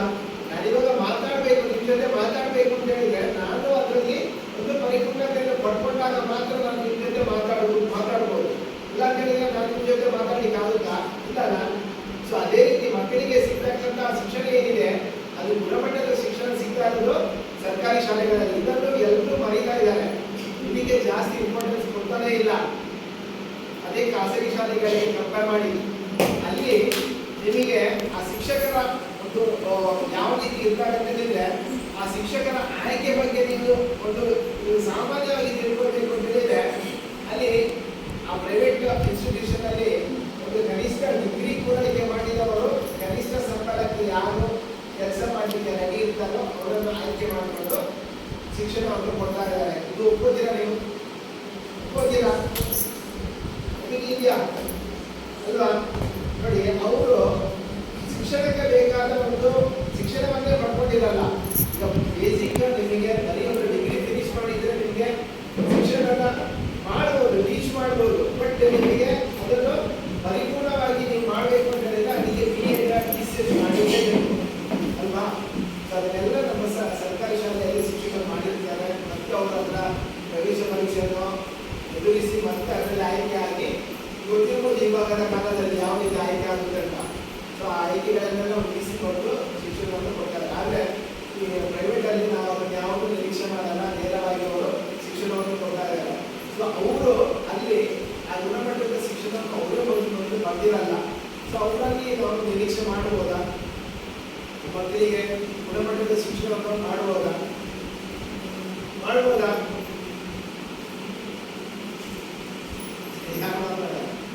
ಜನರಲ್ಲಾಗಿ ಹೇಳಿ, ತಪ್ಪೇನಿಲ್ಲ ಅಲ್ವಾ? ಸೊ ಆ ಥರ ಸನ್ನಿವೇಶಗಳು ಇದ್ದಾಗ ಸೊ ಇಲ್ಲಿ ನಾವು ಮೇಲಾಗಿ ಯೋಚನೆ ಮಾಡಲಿಕ್ಕಿರುವಂಥದ್ದು ಗ್ರಾಮೀಣ ಭಾಗದಲ್ಲಿ ಇದ್ದಾರೆ. ಸೊ ಇನ್ನು ಮುಂದುವರೆದು ಮತ್ತೆ ನೀವು ನೋಡಿ, ನೀವು ಕಂಪೇರ್ ಮಾಡಿ, ನೀವು ಜಸ್ಟ್ ನಾನು ಹೇಳ್ತಾ ಇದ್ದಂಥ ಎಲ್ಲವನ್ನು ನೀವು ಬ್ಯಾಂಕಲ್ಲಿ ಹೋಗ್ಬೇಡಿ, ಕಂಪೇರ್ ಮಾಡಲಿಕ್ಕೆ ಪ್ರಾರಂಭ ಮಾಡಿ. ಆವಾಗಲೇ ನಿಮಗೆ ನಿಜವಾದ ಒಂದು ಅಂಶ ಮಾಹಿತಿಗಳು ಸಿಗುತ್ತೆ. ನೋಡಿ, ನಮ್ಮ ಸರ್ಕಾರಿ ಶಾಲೆಯಲ್ಲಿ ಕಲಿತಕ್ಕಂಥ ಮಕ್ಕಳಿಗೂ ಖಾಸಗಿ ಶಾಲೆಯಲ್ಲಿ ಇರ್ತಕ್ಕಂಥ ಮಕ್ಕಳಿಗೆ ತುಂಬಾನೇ ವ್ಯತ್ಯಾಸ ಇದೆ. ಅವರು ನಮ್ಮ ಸರ್ಕಾರಿ ಶಾಲೆ ಮಕ್ಕಳು ಜೀವನದಲ್ಲಿ ಮೌಲ್ಯಗಳನ್ನು ತಿಳ್ಕೊಂಡಿರ್ತಾರೆ, ಅದನ್ನು ಕಲಿಸ್ಕೊಟ್ಟಿರ್ತಾರೆ. ಆದರೆ ಖಾಸಗಿ ಶಾಲೆಗಳಲ್ಲಿ ಬರೀ ಒಂದು ಶಿಕ್ಷಣಕ್ಕೆ ಮಾತ್ರ ಒತ್ತು ಕೊಡ್ತಾರೆ. ಅವರು ಬೇರೆ ವಿಚಾರಗಳಿಗೆ ಒತ್ತು ಕೊಡಲ್ಲ. ಅವರು ಯಾವಾಗಲೂ ನೋಡಿದ್ರು ಇದ್ದಲ್ಲೇ ಇರ್ತಾರೆ, ಬಾಯಾಟ ಮಾಡಿದ್ರು ಅದರಲ್ಲೇ ಇರ್ತಾರೆ. ಆದರೆ ನಮ್ಮ ಸರ್ಕಾರಿ ಶಾಲೆಯಲ್ಲಿ ಮಕ್ಕಳು ಎಲ್ಲದಕ್ಕೂ ಮುಕ್ತರಾಗಿ ಎಲ್ಲ ವಿಚಾರಗಳನ್ನು ತಿಳ್ಕೊಂಡಿರ್ತಾರೆ. ಇದು ಒಂದು ಇನ್ನೊಂದು ನಮಗೆ ಮುಖ್ಯವಾಗಿ ಬೇಕಾಗಿರುವಂಥದ್ದು ಮಕ್ಕಳಲ್ಲಿ. ಈಗ ನೋಡಿ, ಖಾಸಗಿ ಶಾಲೆಯಲ್ಲಿ ಒಂದು ಪೇರೆಂಟ್ಸ್ ಮೀಟಿಂಗ್ ಇರುತ್ತೆ, ನಮ್ಮ ಸರ್ಕಾರಿ ಶಾಲೆಯಲ್ಲಿ ಪೇರೆಂಟ್ಸ್ ಮೀಟಿಂಗ್ ಇರುತ್ತೆ, ಹೌದಲ್ವಾ?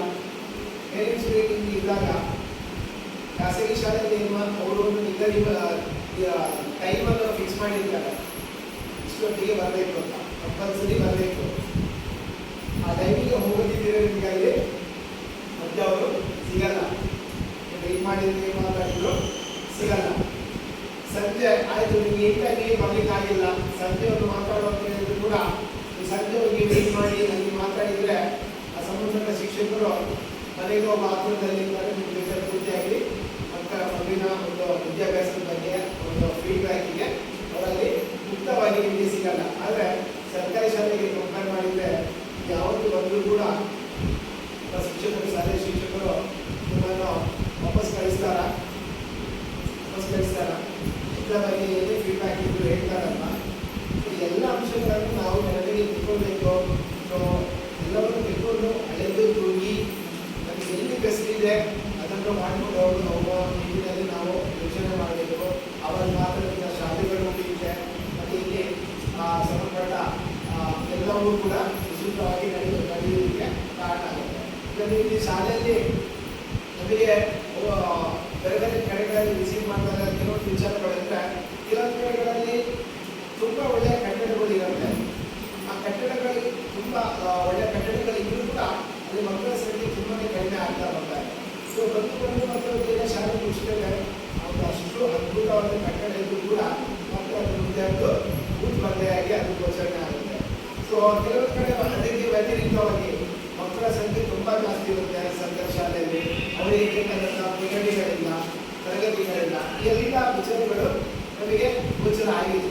ಆದರೆ ಒಂದೊಂದು ಸತ್ಯ, ನಾವು ಏನೇ ಮಾಡಿದರೂ ಕೂಡ ನಮ್ಮ ಗ್ರಾಮ ಪಂಚಾಯತ್ ವ್ಯಾಪ್ತಿಯಲ್ಲಿ ಮೊದಲ ಪ್ರಾಶಸ್ತ್ಯವನ್ನು ನಾವು ಸರ್ಕಾರಿ ಶಾಲೆಗಳಿಗೆ ಕೊಟ್ಟಾಗ ಮಾತ್ರ ಇಂತಹ ಶಾಲೆಗಳು ಮುಂದುವರಿಸಿಕೊಂಡು ಹೋಗಲಿಕ್ಕೆ ಅನುಕೂಲ ಇರಬೇಕು. ಮತ್ತು ಅದು ಕಾರ್ಯಾಚರಣೆ ಮಾಡಲಿಕ್ಕೆ ಏನು ಕಾರಣ ಆಗುತ್ತೆ. ಇಲ್ಲ ಅಂತ ಹೇಳಿದರೆ ನಾವೇ ನಮ್ಮ ಒಂದು ಶಾಲೆಯನ್ನು ಮುಚ್ಚಿದಾಗ ಆಗಿದೆ. ಯಾಕಂತೇಳಿದರೆ ಇದರ ಉದ್ದೇಶ ಏನು, ಗ್ರಾಮೀಣ ಭಾಗದಲ್ಲಿ ತುಂಬ ಕಷ್ಟದಲ್ಲಿ ಜನರು ಜೀವನವನ್ನು ನಡೆಸ್ತಾ ಇದ್ದಾರೆ. ಆ ಮಕ್ಕಳಿಗೆ ಆ ಒಂದು ಕುಟುಂಬಕ್ಕೆ ನೆರವಾಗುವ ನಿಟ್ಟಿನಲ್ಲಿ ಸರ್ಕಾರ ಇದಕ್ಕೆಲ್ಲ ಆಯೋಜನೆ ಮಾಡಿಕೊಂಡು ಇಷ್ಟು ಮೊತ್ತ ವ್ಯಯ ಮಾಡ್ತಾ ಇದೆ. ಆ ವಸ್ತು ಮೊತ್ತವನ್ನು ವ್ಯಯ ಮಾಡ್ತಾ ಇದೆ. ಅಲ್ಲಿ ಶಾಲೆಯ ಕಾರ್ಯಾಚರಣೆ ಆಗಬೇಕು ಮತ್ತು ಮಕ್ಕಳ ದಾಖಲಾತಿ ಜಾಸ್ತಿ ಆಗಬೇಕು. ಇದೇ ಥರ ಹೋಗ್ತಾ ಇದೆ ಅಂತ ಹೇಳಿದ್ರೆ ಎಲ್ರಿಗೂ ಅನುಕೂಲ ಆಗಲ್ಲ. ಕೆಲವರಿಗೆ ಪೋಷಕರಿಗೆ ತುಂಬಾನೇ ಕಷ್ಟ ಇರುತ್ತೆ. ಅವರಿಗೆ ಅನಿವಾರ್ಯ ಕಾರಣಕ್ಕಾಗಿ ಅವರು ಏನು ಸರ್ಕಾರಿ ಶಾಲೆಗಳನ್ನೇ ಅವಲಂಬನೆ ಆಗಿರ್ಬೇಕಾದಂಥ ಪರಿಸ್ಥಿತಿ ಇದೆ. ಆದರೆ ಇಂಥ ಸಂದರ್ಭಗಳು ಆದಾಗ ದಾಖಲಾತಿಗಳು ಕಡಿಮೆ ಅಂತ ಒಂದು ಶಾಲೆಯನ್ನು ಮುಗಿಸಿದಾಗ ಆ ಒಂದು ಕುಟುಂಬಕ್ಕೆ ಮಕ್ಕಳಿಗೆ ವಿದ್ಯಾಭ್ಯಾಸ ಕೊಡಲಿಕ್ಕೆ ಅವರಲ್ಲಿ ಕ್ಷಮತೆ ಇರಲ್ಲ. ಆ ಮಕ್ಕಳು ವಿದ್ಯಾಭ್ಯಾಸದಿಂದ ವಂಚಿತರಾಗ್ತಾರೆ.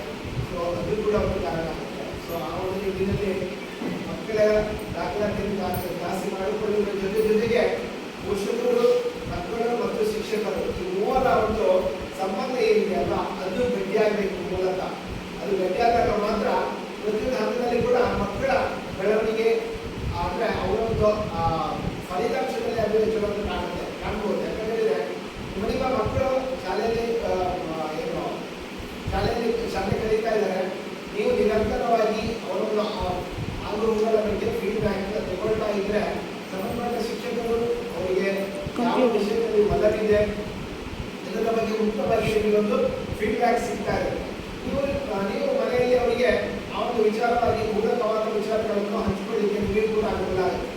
ನೀವು ನಿಮ್ಮ ಮಕ್ಕಳ ಒಂದು ಏನು ಅವ್ರನ್ನ ಗಟ್ಟಿಯಾಗಿದ್ದರೆ ಮಾತ್ರ ಅದು ಪ್ರತಿಯೊಬ್ಬ ಒಂದು ವಿದ್ಯಾರ್ಥಿಗಳಲ್ಲಿ ಅದು ಪ್ರತಿಫಲಿಸುತ್ತೆ. ಇಲ್ಲಿ ಇನ್ನೊಂದು ವಿಚಾರ ತಿಳ್ಕೋಬೇಕು. ನಮ್ಮಲ್ಲಿ ಎಷ್ಟು ಮನೆಗೆ ಭೇಟಿ ಮಾಡಿದ್ದಾರೆ ನಮ್ಮ ಸಂಘದವರು, ಅದೇ ಭೇಟಿ ಮಾಡಿಲ್ಲ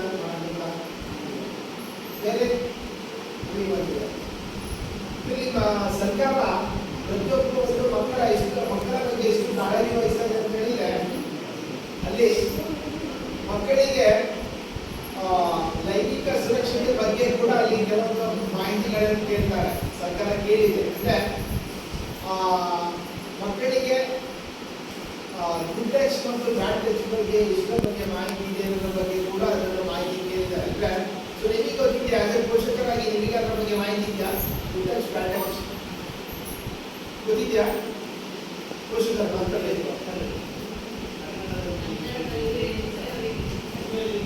ಗೊತ್ತಾಗಲ್ಲ. ಹಾಗೆ ಸ್ಪರ್ಶ ಜ್ಞಾನ,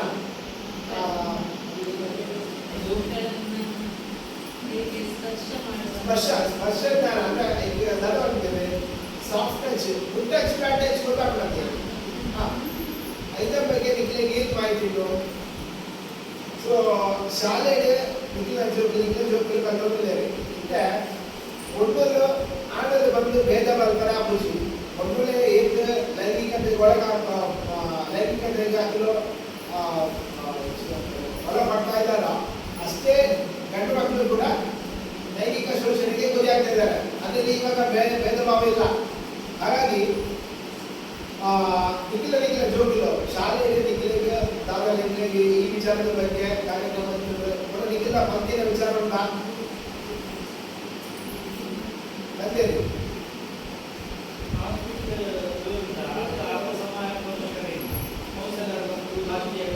ಪ್ರೋಗ್ರಾಮ್ ಮಾಡಿದ್ದಾರೆ ಮಕ್ಕಳಿಗೆ ಯಾವುದು ಒಳ್ಳೆಯ ರೀತಿಯ ಸ್ಪರ್ಶ ಯಾವುದು, ಕೆಟ್ಟ ರೀತಿಯಲ್ಲಿ ಯಾವುದು ಮುಂಚಿಂದ ಏನಾಗ್ತದೆ, ಯಾರಾದ್ರೂ ಒಂದು ಅಪರಿಚಿತರ ಒಂದು ಟಚ್ ಮಾಡ್ತಾರೆ, ಅದು ಒಳ್ಳೆ ರೀತಿಯಲ್ಲಿ ಪ್ರೋಗ್ರಾಮಿಗೆ ಬೆಂಡು ತಟ್ಟುದು ಬೇರೆ, ಹೀಗೆ ಮಾಡುದು ಬೇರೆ, ಅರ್ಥ ಆಯ್ತಲ್ಲ? ಆ ತರದ ಮಾಹಿತಿ ಕೊಟ್ಟಿದ್ದೇವೆ ಮಕ್ಕಳಿಗೆ. 2-3 ಮಕ್ಕಳು ಮನೆಯಲ್ಲಿ ಹೇಳಿದ್ದಾರೆ ಗೊತ್ತಿಲ್ಲ, ಮಕ್ಕಳ ಇಂಥ ವಿಷಯವನ್ನು ಮಾತಾಡಲಿಕ್ಕೆ ಆಯ್ತಾ? ನಾವು ಅವರು ಕೇಳುವಾಗ ಸಹ ಡೈರೆಕ್ಟ್ ಈಗ ನೀವು ಹೇಗೆ ಮುಜುಗರ ಮಾಡ್ತಿದ್ದೀರಿ ಮಕ್ಕಳ ಅದಕ್ಕಿಂತ ಜಾಸ್ತಿ ಮುಜುಗರ ಇಷ್ಟೇ ವಿಷಯ.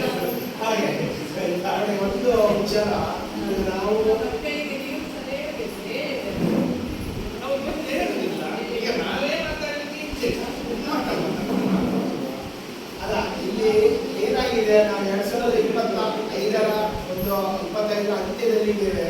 ಇವಾಗ ಎಲ್ಲ ಏನಿದೆ ಅಂತ ಹೇಳಿದ್ರೆ ಹಿಂದೆ ಇತ್ತು ಮಡಿವಂತಿಕೆ ಅಂದ್ರೆ ನಾವೇನು ಒಂದು ಚೌಕಟ್ಟು ನೀಡ್ತಾ ಇರ್ಲಿಲ್ಲ. ಇವಾಗ ಮಕ್ಕಳಿಗೆ ಎಳವೆಯಿಂದಲೇ ಎಲ್ಲ ವಿಚಾರಗಳ ಬಗ್ಗೆ ಮಾಹಿತಿ ಕೊಡಬೇಕು ಅಂತ ಇದೆ. ಸೊ ಹಾಗಾಗಿ ಪೋಷಕರು ಮತ್ತು ಮಕ್ಕಳು ಏನು ಶಾಲೆಯಲ್ಲಿ ಹೇಳ್ಕೊಟ್ಟಿದ್ದಾರೆ, ಸೊ ಅದನ್ನು ನಿಮಗೆ ಗೊತ್ತಿಲ್ಲ ಅಂತ ಹೇಳಿದ್ರೆ ಮಕ್ಕಳ ಮತ್ತು ನಿಮ್ಮ ಒಂದು ಏನು ಕಾನ್ಫಿಡೆನ್ಸ್ ಇದೆಯಲ್ವಾ, ನೀವು ಮಕ್ಕಳಿಂದ ಪಡ್ಕೊಳ್ಳುವಂಥ ಮಾಹಿತಿ, ಸೊ ಅದರಲ್ಲಿ ಮೇ ಬಿ ಅದು ಆಗ್ತಾ ಇಲ್ಲ, ಅದು ತಿಳ್ಕೋಬಹುದು. ಯಾಕಂದ್ರೆ ಶಾಲೆಯಲ್ಲಿ ನೀವು ಯಾವುದೇ ಒಂದು ಕಾರ್ಯಕ್ರಮ ಆದ ಬಗ್ಗೆ ಮಕ್ಕಳಲ್ಲಿ ನೀವು ಕೇಳಿ ತಿಳ್ಕೊಳ್ಬೇಕು. ಆವಾಗ ನಿಮಗೆ ಅದರ ಬಗ್ಗೆ ಆ ವಿಚಾರದ ಬಗ್ಗೆ ನಿಮಗೂ ಕೂಡ ಪೋಷಕರಾಗಿ ನಿಮಗೆ ಕೂಡ ಒಂದು ಮಾಹಿತಿ ಸಿಗುತ್ತೆ. ಈಗ ಗುಡ್ ಟಚ್ ಬ್ಯಾಡ್ ಟಚ್ ಅದರ ಬಗ್ಗೆ ನಿಮಗೆ ಒಂದು ಸ್ಪಷ್ಟ ಮಾಹಿತಿ ಸಿಕ್ತು ಅಲ್ವಾ? ಸೊ ಆ ಗುಡ್ ಟಚ್ ಬ್ಯಾಡ್ ಟಚ್ ಇದು ಎಲ್ಲೆಲ್ಲಿ ಆಗುತ್ತೆ ಅನ್ನೋದ್ರ ಬಗ್ಗೆ ನಿಮಗೆ ಮಾಹಿತಿ ಇದೆಯಾ? ಬರೀ ಶಾಲೆಗಳಲ್ಲಿ ಆಗ್ಬೇಕು ಅಂತಿಲ್ಲ. ಅರ್ಥ ಇದೆ ನಾನು ಹೇಳ್ತಾ ಇರೋದು? ಯಾರು ಮಕ್ಕಳು ಅರ್ಥ ಇದೆ? ಗುಡ್ ಟಚ್ ಬ್ಯಾಡ್ ಟಚ್ अच्छी ಶಾಲೆ आवली कॉलेजी बस आवली इकलो रिक्षा आवली बरगನ ಓಲ್ आवली ಅವು ಮೂಲೆ ಹಾಕೊಂಡು ಬಂದ ಅವ ಆಗಿರತ್ತೆ ಅನಿರೀಕ್ಷಿತ. ಸೊ ಅಂಚಿನ ವಿಚಾರಕ್ಕೆ ನಿಖಿಲಿಗೆ ಜಾಸ್ತಿ ಮಾಹಿತಿ ಕೊಡು, ಜೋಗುಲ ಬಗ್ಗೆ ನಿಖಿಲಿಗೆ ಕಾಳಜಿ ಉಪಯೋಗ ಆ ಮೂಲ ವಿಚಾರನೆ ನಿಖಿಲ್ ತೆರೆಯೋದು ಸುಲಭಾಗಿ ಜೋಗುಲ ಆಸ್ ಎ ಫ್ರೆಂಡ್ ಲೆಕ್ಕ ಟ್ರೀಟ್ ಮಾಡ್ತಿದ್ದೆ. ಹೆಚ್ಚಿನ ಕೂಡ ಮಾಹಿತಿ ಜೋಗುಲೆ ಕೊಡೋದು, ಸ್ಪೆಷಲ್ ಆದ ಮನುಷ್ಯರಿಗೆ ಅಖಿಲೆಗೆ ಏತಿ ಮಾಹಿತಿ ಕೊಡೋದು, ಅದನ್ನು ಪೂರಣಿಗಳು ಕಾಲ ಕೊಡೋದು ದಯಪಟ್ಟ ನಿಖಿಲೇ ಒಂದು ನಾಚಿಕೆ ಸ್ವಭಾವದ ಜೋಗುಲಿಗೆ ಬರಬೇಕುಂಡ ಅವು ಇತರೆ ಕಾರ್ಯ ಮಸ್ತ್ ತಪ್ಪಾಗೋದು.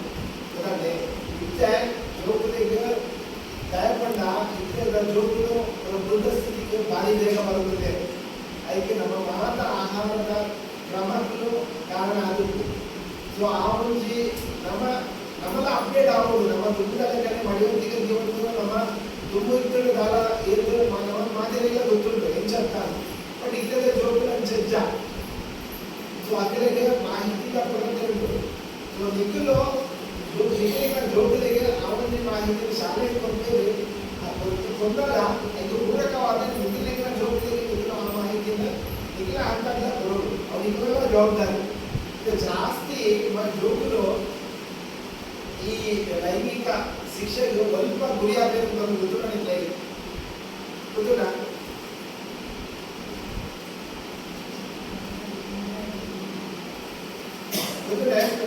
ಸಿಂಪಲ್ ಜ್ಞಾನ ಧಾರವಾಡ ನಮ್ಮ ಫ್ಯಾಮಿಲಿದ ಉದಾಹರಣೆ ಇತ್ತೆ ಜಾಸ್ತಿ ಜೋಗುಗಳು ಇದಕ್ಕೆ ಉದಾಹರಣೆ ದಾರಿ ಬಂದ ఇది ఉచిత కిరణచిన దాలాచి సో వేర్లాలు పిట్టే ఊల matter of the relation matter of the అది తెలియలే ಚಿಕ್ಕಪ್ಪ ಹೆಗ್ಗೆ ಅಣ್ಣೆ ಈ ಒಂದು ಭಾವನೆ ಬುದ್ಧಿ ದುಂಬೋತೇವೆ ಅಷ್ಟೇ. ಸೊ ಜೋಗುಲು ನಿಂತಿಲ್ಲ ಅವೇ ಒಂದು ವಿಚಾರದ ಬಗ್ಗೆ ಪಂಡ್ಯದಲ್ಲಿ ಪಟ್ಟ ಅವೇನಂದ್ರೆ ನಿಂತಿರೋ ಎದ್ರೆ ಬರ್ಬಚ್ಚು. ಸೊ ಜೋಗುಲು ಅದರ ನಿಂತಿರ ಮತ್ತು ಕಂಪೇರಿ ನಿಂಚ ಉಂಟೆ ಅದು ಕೂಡ ಬಂದಾಗ ಒಂಚೂರು ಸೀರಿಯಸ್ ಆಗಿ ನಿಖಿಲೇ ಅವೇನೆ ವಿಷನ್ ಚಂದ್ರ ಬಟ್ ಈ ಮೊಕ್ಕಡೆ ಮಂದುಪ್ಪೆ ಆ ಒಂದು ಉದ್ದೇಶ ಚೆನ್ನಾಗಿ ಬರచ్చు ಯಾಕಂಡ ಅವು ಮೇ ಬಿ ಆದಕ್ಕೂ ಉದ್ದೇಶ ಕೆಟ್ಟಾದಕ್ಕೂ ಸೊ ನಮ್ಮ ರೀಸರ್ಚ್ ಮಂಥನದಲ್ಲಿ ಅದರ ಬಗ್ಗೆ ಅಂತ ಅವನು ಸೂಕ್ಷ್ಮವಾಗಿ ಗಮನ ಮಾಡಿದ್ರೆ ಆ ಗಮನ ಕ್ಲಿಯರ್ ಅದನ್ನು ಅಲ್ಕಡೆ ಬರ್ಬೋದು ಉಜಿನಾಟ ಒಂದು ಗ್ರೂಪ್ ಮಸ್ತ್ ಸಮಸ್ಯೆ ಆಗ್ತದೆ ಈ ಸಮುದ್ರದ ಆಟಿಗೆ ಅವರಿಗೆ ವಿಚಾರ ಇದನ್ನ ಉದಯಕ್ಕೆ ಒಂದು ಪೂರದ ಆವಡು ಬಣ್ಣ ಇದನ್ನ ಜೋಡಿಗಳ ಇಂಟ್ರಾಕ್ಷನ್ ಜಾಸ್ತಿ ಇರೋದು ಮಾತ್ರ ಇದು ಕಾರಣ ನಮ್ಮ ಜೋಡಿಗಳು ಶಾಲೆಗೆ ಹೋಗ್ತೇವೆ ಬರ್ತೇವೆ ಶಾಲೆಗೆ ಮಾತ್ರ ಅವರು ಒಂದಾಗ್ತೀವಿ ಶಾಲೆ ಟೀಚರಲ್ಲ ಅವು ಮಾತ್ರ ಆಗ್ತೀವಿ ಊಟ ವಿಚಾರದ ಕೆಲ ನಿಂತು ಒಂಚಿ ಖಂಡಿತ ತಿಳ್ಕೊಂಡು ಸೊ ಅವರ ಮಸ್ತ್ ಮುಖ್ಯ ಆಗಿರೋ ವಿಚಾರ ಸೊ ಮತ್ತೊಂದು ಇಲ್ಲಾಡಿ ಮೊಬೈಲ್ ಯೂಸ್ ಮಾಡ್ತಾರೆ ಎಷ್ಟು ಜೋಬ್ ಯೂಸ್ ಮಾಡ್ತಾರೆ ಇಲ್ಲಾಡಿ ಮಾತೆಲ್ಲ ಮಲ್ಪೇರಂತೆ ಮಾತೆಲ್ಲ ಮಲ್ಕೋಡು ಮಲ್ಲಿ ಮಲ್ಪೇರ ಅಂತ ಏತ್ ಮಲ್ಕೋಡು ಐಕ್ಯನಿಕ್ ಪ್ರಾಶಸ್ತ್ಯ ಬಂದೆ ಆನ್ಲೈನ್ ಮೂಲ ಕ್ಲಾಸ್ ಆಗಿ ಶಾಲೆಯಲ್ಲಿ ಕೆಲವೊಂದು ಹೊರಮೇಲೆ ಅಲ್ಲಿ ಪೂರಕವಾದ ಮಾಹಿತಿ ಕೊಡೋಣ ಇಲ್ಲಿ ಸರ್ಚ್ ಮಾಡಿದಾಗ ಮಸ್ತ್ ಮಾಹಿತಿ ತಿಕ್ಕೊಡು ಸೊ ಅದಕ್ಕೆ ಯೂಸ್ ಮಾಡಬಾರ್ದು ಅವು ಎಡೆ ವಿಚಾರ ಬಟ್ ಆ ಜೋಬುಗಳು ಮೊಬೈಲ್ ಯೂಸ್ ಮಾಡಿದಾಗ ಇದನ್ನು ಅದನ್ನ ಒಂಜಿ ಕನ್ನಡ ತೆಗೆದುಕೊಡು ಮೊಬೈಲ್ ಕೊಂಡು ಆಯ್ತು ಇರೋರು ವಾಕ್ಯ ಮಾಡೋದು ಕಲ್ಪನೆ ಬಂಡ ಮಾಹಿತಿ ಅವೇ ಮೊಬೈಲ್ ಎದ್ದು ಎದ್ದೆನ ಅತಿ ಹಾಳು ಸೊ ಒಂದು ಪೂರ ನಮ್ಮ ಈಗಲೇ ಶಾಲೆಯಿಂದ ಮಾಡ್ತೇವೆ ಬಟ್ ಈಗ ಸಂದರ್ಭದಲ್ಲಿ ಕನ್ನಡ ಆಯ್ತು ವಿಚಾರ ಈಗ ಮಾಡೋದಿಲ್ಲ ಮೊಬೈಲ್ ಕೊರಲಲ್ಲಿ ಈಗ ಬಂದಿದೆ ಆಗ್ತದೆ ಬಟ್ ಕೊಟ್ಟಾಗ ಈಗಲೂ ಎದುರುಕೊಂಡು ಅಪಘಾತ ಅದರಲ್ಲಿ ಕಣ್ಣದಿದ್ದು ನಾನು ಯೂಸ್ ಮಾಡ್ಕೊಂಡು ಹಾಕೋದು ಅವೆಲ್ಲ ದೂರು ಆ ಜೋಗಿಗೆ ಮೊಬೈಲ್ ಕೊಡದೆ ಅಪಘಾತ ಆಯಿತು ಅಂತ ಅರ್ಥ ಉಂಟು ಇದರಿಂದ ಈಗ ಮೊಬೈಲ್ ಕೊಂಡು ಇಲ್ಲ ಅದಕ್ಕೆ ಸೀರಿಯಲ್ ಕಾರಣ ಅವು ಆಗುಜಿ ದಾಳಿಗೆ ಕಾಲು ಸ್ಲೋ ಬಂದು ಹೋದಾಗ ದಾದಪುರ ಬರ್ಕೊಂಡು ಗೊತ್ತಿದ್ದೀವಿ ಒಂದ್ಸರಿ ಬಂದು ಮಾಡ ಅವಾಗ ಕ್ಯೂರಿಯಾಸಿಟಿ ಹಾಕೊಂಡು ನೆಕ್ಸ್ಟ್ ದಾದ ಆಗೋದು ಹೆಚ್ಚು ಓಪನ್ ಅಂತ ಹೋಗ್ತೇವೆ ಓಪನ್ ಮತ್ತು ಹೋಗ್ಬೇಕಿಗೆ అయితే ಪಕ್ಕ ಎಡಿಟ್ ಆಗಬೇಕು ಐದು ಪಕ್ಕ ಜೋಡಿ ದುಡಿಯೋದು ಹಾಕಿಸಿ ಸೊ ಇದು ಪೂರ ಗೇಮ್ ತುಪ್ಪಾದ್ರೆ ಮೊಬೈಲ್ ಕೂಡ ನೀನು ಹೋಗೋದು ದಾದಪುರ ಮತ್ತು ನಾವು ಕೂಡ ನಿಮಗೆ ಗೊತ್ತು ವಿಚಾರ ಸೊ ಅದಕ್ಕೆ ನಮ್ಮ ದಾದ ಮತ್ತು ಕೊಡ್ತೀವಿ ದಾರಿ ಮತ್ತು ಕೊಡ್ತೀವಿ ನಮ್ಮನೆ ಅದರ ಲಿಮಿಟೇಷನ್ ಮಾಡಬೇಕು ಸೊ ಮೊಬೈಲ್ ಯೂಸ್ ಬಳಕೆ ಮಾಡ್ಕೊಂಡ ಇದರಲ್ಲಿ ಟೈಮ್ ಕೊಡಲಿ ಆ ಟೈಮ್ ಮೊಬೈಲ್ ಆಗೋಯ್ತದೆ ಅದ್ರ ಬಗ್ಗೆ ಜೊತೆಲೆ ಒಂಚೂರು ಅದರಿಂದ ಟೈಮ್ ಕೊಡಲಿ ಬಿಸಿ ಶೆಡ್ಯೂಲ್ ಗೊತ್ತುಂಟು ಕಣ್ಣಲ್ಲಿ ಬೇರೆ ಮಾಡ್ಕೊಂಡು ಬರಲಿ ಜೊತೆ ಜಾಸ್ತಿ ಟೈಮ್ ಕೊಡಲಾಗ್ತದೆ ನಿಗ್ಲೇಗ ಒಂದು ಸಮಸ್ಯೆ ಇದೆ ಅಲ್ಲ ಒಂಚೂರು ಟೈಮ್ ಕೊಡಲಿ ಒಂದು ಕಾಲು ಗಂಟೆ 2 ನಿಮಿಷ ದಾದ ಆಟೆ ಜೊತೆಗೆ ಶಾಲೆ ದಾದ ಆಟೆ ದಾದ ಪ್ರಮಾಣ ಮಾಡ್ತೇವೆ ಅವಾಗ ದಾದ ಫಸ್ಟ್ ಡೇ ಒಂದು 2-3 ದಿನ ನೆಗೆಟಿವ್ ಆನ್ಸರ್ ಮಾಡೋದು ಬಟ್ ಜಾಸ್ತಿ ಜೋಗಿಗೆ ರೆಸ್ಪಾನ್ಸ್ ಸ್ವಲ್ಪ ಡೇ ಬೈ ಡೇ ದಾದ ಆಗ್ತದೆ ಅಮ್ಮಲ ಕಾಲೇಜಿಗೆ ಅದೆಲ್ಲ ಖುಷಿ ಆಗ್ತದೆ ನಿಮ್ಮಿಂದ ಮೂರಲ್ಲ ವಿಚಾರಲ್ಲ ನಿಮ್ಮಿಂದ ಪಟ್ಟಬೇಕು ಅವಾಗ ದಾದ ನಿಗಲಿಕ್ಕೆ ಮಾಡ್ತಾರೆ ಬಾರಿ ಖುಷಿ ಇಟ್ಬೋದು ಸೊ ಅವು ನೆಕ್ಸ್ಟ್ ಶಾಲೆಗೆ ಬಂದಾಗ ಸೊ ಈಗ ಟೋಟಲ್ ಆಗಿ ಒಂದು ಎಡ್ಡೆ ವಾತಾವರಣ ಸೃಷ್ಟಿ ಆಗಲಿ ಓದೆಲ್ಲ ಕೂಡ ಎಡ್ಡೆ ಇಂಟ್ರೆಸ್ಟ್ ಬರುತ್ತೆ ನಮ್ಮ ಬಿಲ್ಡ್ ಮಾಡ್ಕೊಳ್ಳೋಣ ನಮ್ಮನ್ನೇ ಅಡಿಪಾಯ ಮಾಡಬಹುದು ಶಾಲೆ ನಮ್ಮ ಜೋಗಿನ ಶಾಲೆ ಕಾಣಬಹುದು ಶಾಲೆ ಡಾಕ್ಟರ್ ಟೀಚರ್ ಅವರು ಸರಿ ಮಾಡಿಕೊಡು ಅದರ ಮೇಲೆ ಮಾಡಿಕೊಟ್ಟು ನಮ್ಮ ಎಲ್ಲರೂ ವಿಚಾರ ನಮ್ಮ ಎದುರು ನಮ್ಮ ಮಾಡಿಕೊಂಡು ಶಾಲೆಗೆ ಕೂಡ ಶಾಲೆ ಟೀಚರ್ ನಾನು ಬರುತ್ತೆ ಸೊ ಅಂಜರು ಕೂಡ ಇದು ಪೂರ ಅಧ್ಯಾಯ ಬಂದು ಪ್ರಸ್ತಾವ ಮಾಡಿಕೊಂಡ ಈ ಸಮಗ್ರ ಶಿಕ್ಷಣದ್ದು ಮಕ್ಕಳ ಪೋಷಕರ ಮತ್ತು ಶಿಕ್ಷಕರ ಸಂಬಂಧದ ಬಗ್ಗೆ ಬಂದಾಗ ಈ ಪಾತ್ರಗಳ ಹೊರಡಾಗ್ತದೆ ಸೊ ಟೋಟಲ್ ಆಗಿ ಬಂದ ಇನ್ನೊಂದು ಸಾಮಾಜಿಕ ಪಕ್ಷದ ಕಲ್ಪನೆ ಇದ್ದಾಗ ತುಂಬಾ ಈ ಯೋಜನೆಯನ್ನು ನನನಾಲ್ಕು ಆ ರೀತಿಯಲ್ಲಿ ಅವನ್ನ ಪರಿಣಾಮಕಾರಿಯಾಗಿ ಮಾಡ್ಕೊಳ್ಳಿ ಇದನ್ನ ಹೆಚ್ಚಿನ ಸಮಸ್ಯೆಗಳನ್ನ ಅವರಿಗೆ ತೆಗೆಯೋದ್ರೆಲ್ಲ ಒಂದು ಸಹಕಾರ ಕೂಡ ಒಟ್ಟು ಉದ್ದೇಶದ ಮಟ್ಟ ಈ ಸಮಗ್ರ ಶಿಕ್ಷಣ ಯೋಜನೆಯ ಒಟ್ಟು ಉದ್ದೇಶದ ಮಟ್ಟ ಯಾಕಂದ್ರೆ ಮಲ್ಲೆಲ್ಲ ನಮ್ಮ ಜೋಗುಗಳು ಒಂದು ಸರ್ಕಾರಿ ಶಾಲೆಗೆ ಇಟ್ಟಿರೋದು ಅದೇ ಕೂಡ ಅದನ್ನ ಬಿಡಿಸಿ ಬಂದಿದ್ದಾದ್ರೆ 5 ಮಕ್ಕಳಿಗೆ ಕೂಡ ಸ್ಪರ್ಧಾತ್ಮಕ ಜಗತ್ತು ಓಪನ್ ಆಗಿರುತ್ತೆ ಎಂಟ್ರೆನ್ಸ್ ಎಕ್ಸಾಮ್ ಬಾಕಿ ಎಕ್ಸಾಮ್ ಕೂಡ ಅಲ್ಪ ಬರ್ಬೋದು ಅದೇ ಬೋರ್ಡ್ ಆಡ ಈ ಸರ್ಕಾರಿ ಶಾಲೆಯಲ್ಲಿ ಕಲಿತಿರೋ ಜೋಗುಗಳು ಒಬ್ಬೇ ಒಂದು ಕಾರಣಾಗ ಅದ್ರ ಗಿಡವನ್ನಿನ ಬಂದು ಅದ್ರ ಕೂಡ ಖಾಸಗಿ ಶಾಲೆಗಳ ಯುವಕರಿಗೆ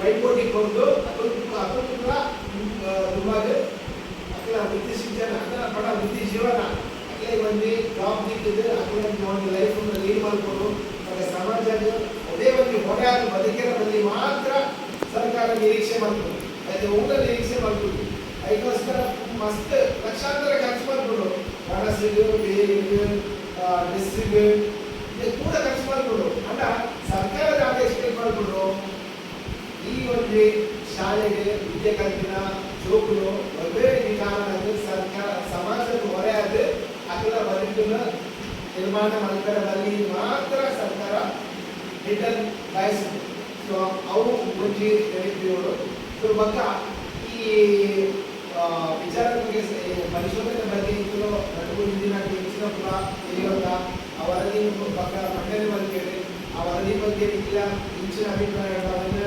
ಮುಕ್ತವಾದ ಇದನ್ನು ನಡುಗಳು ಇದನ್ನ ಜೊತೆ ಹಂಚಿಕೊಳ್ಳಲಿ ಕಾರಣ ಇದರ ಒಂದು ಅಭಿಪ್ರಾಯ ಇದ್ರ ಬಗ್ಗೆ ವರದಿ ತಪ್ಪಾಗಬೇಕು ಆ ವರದಿ ತಪ್ಪಣ್ಣ ತಪ್ಪದೇ ಬರಲಿ ದಾಯಬಟ್ಟ ಅವನಿಗೆ ತಿದ್ದೋಕೆ ಅವಕಾಶ ಉಂಟು ಆ ತಿದ್ದೋಟಕ್ಕಾದ ಒಟ್ಟಾರೆ ವ್ಯವಸ್ಥೆ ತುಂಬ ಹೆಚ್ಚಿನ ರೀತಿಯಲ್ಲಿ ಬರೆಯಲು ಅವಕಾಶ ಸೊ ಆ ಒಂದು ರೀತಿಯ ವರದಿ ಬಗ್ಗೆ ಚರ್ಚೆ ಮಾಡ್ಕೊಳ್ಳಿ ಅದೇ ರೀತಿ ಈ ಸಾಮಾಜಿಕ ಪರಿಶೋಧನೆ ಅಂದರೆ ಇದು ಮೂರು ವಿಚಾರದಲ್ಲಿ ಬಹಳ ಮಹತ್ವ ಬರುವ ಈ ಪಾರದರ್ಶಕತೆ ಉತ್ತರದಾಯಿತ್ವ ಜನ ಸಹಭಾಗಿತ್ವ ಪಾರದರ್ಶಕತೆ ಮಟ್ಟ ನಾಲೆಡ್ಜಿಲ್ಲ ನೇರವಾದ ಹೆಚ್ಚಿನ ವರದಿಯಿಂದ ಅವಕ್ಕೆ ನೇರವಾದ ರೀತಿಯ ಯೂನಿಟಿ ಮೂಲ ಶಾಲೆ ನಾಲೆಡ್ಜ್ ಇದು ಬಂದಾಗಿರ್ತದೆ ಆ ರೀತಿ ವ್ಯವಸ್ಥೆ ಇರುವುದು ಅವರಿಗೆ ನೇರವಾದ ರೀತಿಯಿಂದ ಈ ವರದಿ ಕಾಣಿಸುವ ಇದರ ಬಗ್ಗೆ ಚರ್ಚೆಗೆ ಅವಕಾಶ ಉಂಟು ಚರ್ಚೆ ಮಾಡ್ಕೊಳ್ಳಿ ಐದು ಒಂದೇ ರೀತಿ ವರದಿಯಿಂದ ತಪ್ಪು ರೀತಿಯಲ್ಲಿ ಬರೋದಿಲ್ಲ ಗ್ರಾಮ ಪಂಚಾಯತ್ ಹಂಚಿಕೆ ಪ್ರತಿಯೊಂದು ಯೋಜನೆಯಿಂದ ಆ ವರದಿ ಎಲ್ಲ ಮತ್ತು ಹೆಚ್ಚು ಹಂಚಿಕೆ ಮಂಡನೆ ಮಾಡ್ಕೊಳ್ಳೋ ಚುನಾವಣೆ ಪ್ರಕ್ರಿಯೆ ಮಾಡ್ಕೊಳ್ಳೋದಿಲ್ಲ ಇದರ ಅತ್ಯಂತ ಉತ್ತರದಾಯಿತ್ವ ಶಾಲಾ ಅವಧಿಯಲ್ಲಿ ಉಪಯೋಗಿಗಳಿಗೆ ಆ ಸಮಸ್ಯೆ ಬಂದಿಲ್ಲ ಆ ಸಮಸ್ಯೆಗೆ ಸಂಬಂಧಪಟ್ಟ ಶಾಲೆಯ ಮುಖ್ಯ ಶಿಕ್ಷಕರ ಐದು ಜವಾಬ್ದಾರಿಗಳು ಆದಾಯವನ್ನು ಸರಿ ಮಾಡಿಕೊಡು ಮತ್ತು ಮುಂದಿನ ಜನರ ಸಹಭಾಗಿತ್ವ ಮಂಡಳಿಗಳ ಪೋಷಣೆಯನ್ನು ಹೊಂದಿ ಸಹಭಾಗಿತ್ವ ಮುಂಚಿನ ಒಂದು ಸಭೆ ಆಯೋಜನೆ ಮಾಡಿದಾಗ ಸರ್ಕಾರ ಆ ರೀತಿ ಈ ಕಾರ್ಯಕ್ರಮವನ್ನು ನಡೆಕೊಂಡು ವೈಕೋಸ್ಕರ ಮತ್ತೊಂದು ಅವರೇ ತೆಗೆಯೋಣ ನಿಖಿಲ್ ಬಾರಿಸಿದ್ದು ಅವರು ನಿಖಿಲ ಅಭಿಪ್ರಾಯವನ್ನು ವ್ಯಕ್ತಪಡಿಸೋರು ಆ ನಿಖಿಲ ಮಾಧ್ಯಮಗಳ ಅಭಿಪ್ರಾಯವನ್ನು ಒಟ್ಟಿಗೆ ಸೇರಿಸಲು ಅವರು ನಡವಳಿಕೆ ಬಂದಿದ್ದು ಅದರ ಪಕ್ಕ ಸರ್ಕಾರಗಳು ವರದಿ ಮಾಡಲು ಇಚ್ಛೆ ನಮ್ಮ ರಾಜ್ಯದ ಇಡೀ ಮಾಧ್ಯಮಗಳ ಈ ಕಾರ್ಯಕ್ರಮ ಶಾಲೆಯ ಅವಾಗ ಪ್ರತಿಯೊಂದು ಶಾಲೆಗಳ ಪ್ರತಿಯೊಂದು ವರದಿನ ಅದು ಜಿಲ್ಲೆಯ ಮುಖಾಂತರ ಬರ್ಬೋದು ಮತ್ತು ಸರ್ಕಾರ ಹೋಗ್ಬಿಟ್ಟು ಇವಾಗ ಒಂದು ಸಲಹೆ ಸೂಚನೆ ಪಡೆ ಅಥವಾ ಬೇಡಿಕೆ ಪಡೆ ಆ ಬೇಡಿಕೆಗಳನ್ನು ಪೂರ ಈ ಒಂದು ಸಭೆಯಲ್ಲಿ ದಾಖಲು ಮಾಡ್ತಿದ್ದೆ ಒಂದು ಸರ್ಕಾರಕ್ಕೆ ಬರಪ್ಪ ಅವರು ತುಂಬಾ ಅಲ್ಪ ಅನಿವಾರ್ಯತೆ ಉಂಟ ಸರ್ಕಾರ ಒಂದು ಕ್ರಮ ತೆಗೆದುಕೊಂಡು ಆ ವರದಿ ಪೂರ ಕನ್ಸಿಡರ್ ಮಾಡ್ತಿದ್ದೆ ಅವ ಅನಿವಾರ್ಯತೆ ಉಂಟ ಅಲ್ಪ ಇಂಜಿನಿಯರ್ ಮಲ್ಕೊಡ ಒಂದು ತೀರ್ಮಾನ ತೆಗೆದುಕೊಂಡ್ರೆ ಈ ವರದಿ ಪೂರಕ ಆಗುತ್ತೆ ಸೊ ಆ ಒಂದು ಜವಾಬ್ದಾರಿ ಮಾಡಿದಾಗ ಈಗಲೂ ಆಕ್ಟಿವ್ ಆಗಿ ಪಾರ್ಟಿಸಿಪೇಟ್ ಮಾಡ್ಕೊಂಡು ಸೊ ಆ ವರದಿ ಬಗ್ಗೆ ಚರ್ಚೆ ಮಾಡ್ಕೊಳ್ಳೋದು ಈ ವಿಚಾರನೆ ಓದಿಕೊಂಡು ಪ್ರಕ್ರಿಯೆ ಕೂಡ ಮತ್ತು ಬರೋದಿಲ್ಲ ಸೊ ಮುಂದಿಗೆ ಇಲ್ಲಿಗ ತಿಳಿಯುವ ವಿಚಾರ ಇಲ್ಲಿಗಾದ ವಿಚಾರದ ಬಗ್ಗೆ ತಿಳಿಯುವುದರಿಂದ ಅದು ಏನೇನಂತ ಕೇಳೋದು ಸೊ ಇದು ಕೇಳಿಕೊಂಡ ಬದಲಾದ ಮಾಹಿತಿ ಇಂಗ್ಲಿಗೆ ಗೊತ್ತಿದ್ದ ಮಾಹಿತಿ ಇಂಗ್ಲಿಗೆ ತಲುಪಿಸಿದ್ರೆ ಏನು ಸಹಕಾರಿ ಆಗೋಕ್ಕೆ ಬರಲು ಈ ವಿಚಾರದ ಬಗ್ಗೆ ಮಾತ್ರ ಅವಕಾಶ ಕಲ್ಪಿಸಲ್ಪಡುತ್ತಾರೆ ಮತ್ತೆ ಇಲ್ಲ ಒಂದು ಸಂದರ್ಭದ ಇದುವರೆಗೆ ಸಾಮಾಜಿಕ ಪರಿಶೋಧನೆ ಬಗ್ಗೆ ಅದರ ವಿವಿಧ ಆಯಾಮಗಳು ಏನೇನು ಯಾವ ರೀತಿ ಸಮಗ್ರವಾಗಿ ವಿವರಿಸಿದ್ದು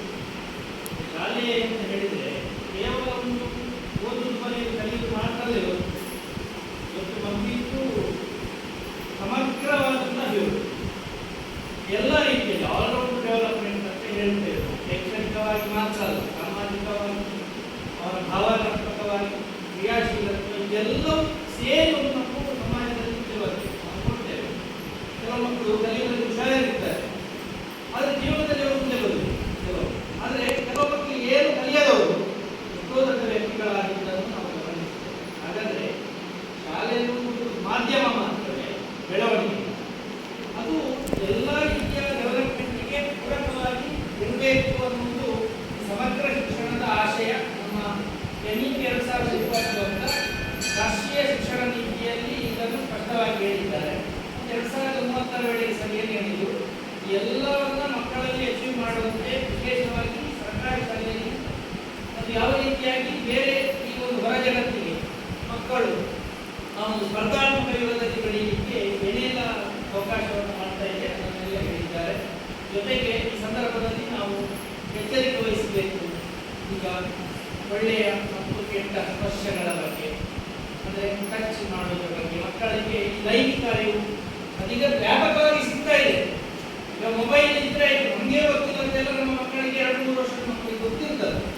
ಯಾಕಂದ್ರೆ ಅದಕ್ಕೆ ಅವಕಾಶಕ್ಕೆ ಸರ್ಕಾರವೇ ಮಾಡಿಕೊಟ್ಟನೆ, ನಮ್ಮ ಕೈಯಲ್ಲಿ ಇಲ್ಲ.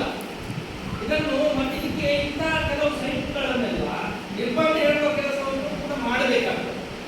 ಅದು ನಮ್ಮ ಕೈಯಲ್ಲಿ ಉಂಟು, ಪೋಷಕರ ಕೈಯಲ್ಲಿ ಸಹ ಉಂಟು. ನೀವು ಕೆಲವು ಸೈಟ್ ಓಪನ್ ಆಗದ ಹಾಗೆ ಮಾಡಲಿಕ್ಕೂ ಆಗ್ತದೆ. ಇದು ಮಾಹಿತಿ ಇರಲಿ, ಮಕ್ಕಳ ಕೈಗೆ ಬೇಡದ ವಿಷಯ ಹೋಗದ ಹಾಗೆ ಮಾಡಲಿಕ್ಕೂ ಸಾಧ್ಯತೆ ಉಂಟು ಇವತ್ತಿನ ಕಾಲದಲ್ಲಿ.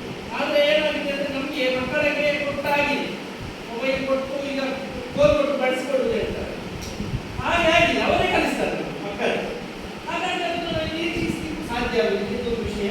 ಹಾಗಾಗಿ ಸರ್ ಈ ಬಗ್ಗೆ ಸುಮಾರು ಮಾಹಿತಿಯನ್ನು ರಮೇಶ್ ಸರ್ ಅವರು ನೀಡಿದ್ದಾರೆ. ಈಗ ಮುಂದೆ ಅವರಿಗೆ ಈ ಕಾರ್ಯಕ್ರಮದ ಪರವಾಗಿ ನಾನು ಅಭಿನಂದನೆಗಳನ್ನು ಸಲ್ಲಿಸ್ತೇನೆ. ಮತ್ತು ಮುಂದೆ ಈ 3 ದಿನದಲ್ಲಿ ನಡೆದಂತಹ ಈ ಸಾಮಾಜಿಕ ಪರಿಶೋಧನೆಯ ವರದಿಯನ್ನು ಅವರು ಸಲ್ಲಿಸುತ್ತಿದ್ದಾರೆ. ಈ ಒಂದು ವರದಿಯನ್ನು ಈ ಗ್ರಾಮ ಸಂಪನ್ಮೂಲ ವ್ಯಕ್ತಿಗಳಾಗಿರುವಂತಹ ಸುಮಿತ್ ಅವರು ಮಂಡಿಸ್ತಾರೆ. ಈ ಬಗ್ಗೆ ತಾವು ಅದನ್ನು ಆಲಿಸಬಹುದು. ಮತ್ತೆ ಇದರ ಚರ್ಚೆಗಳು ಇರ್ತದೆ.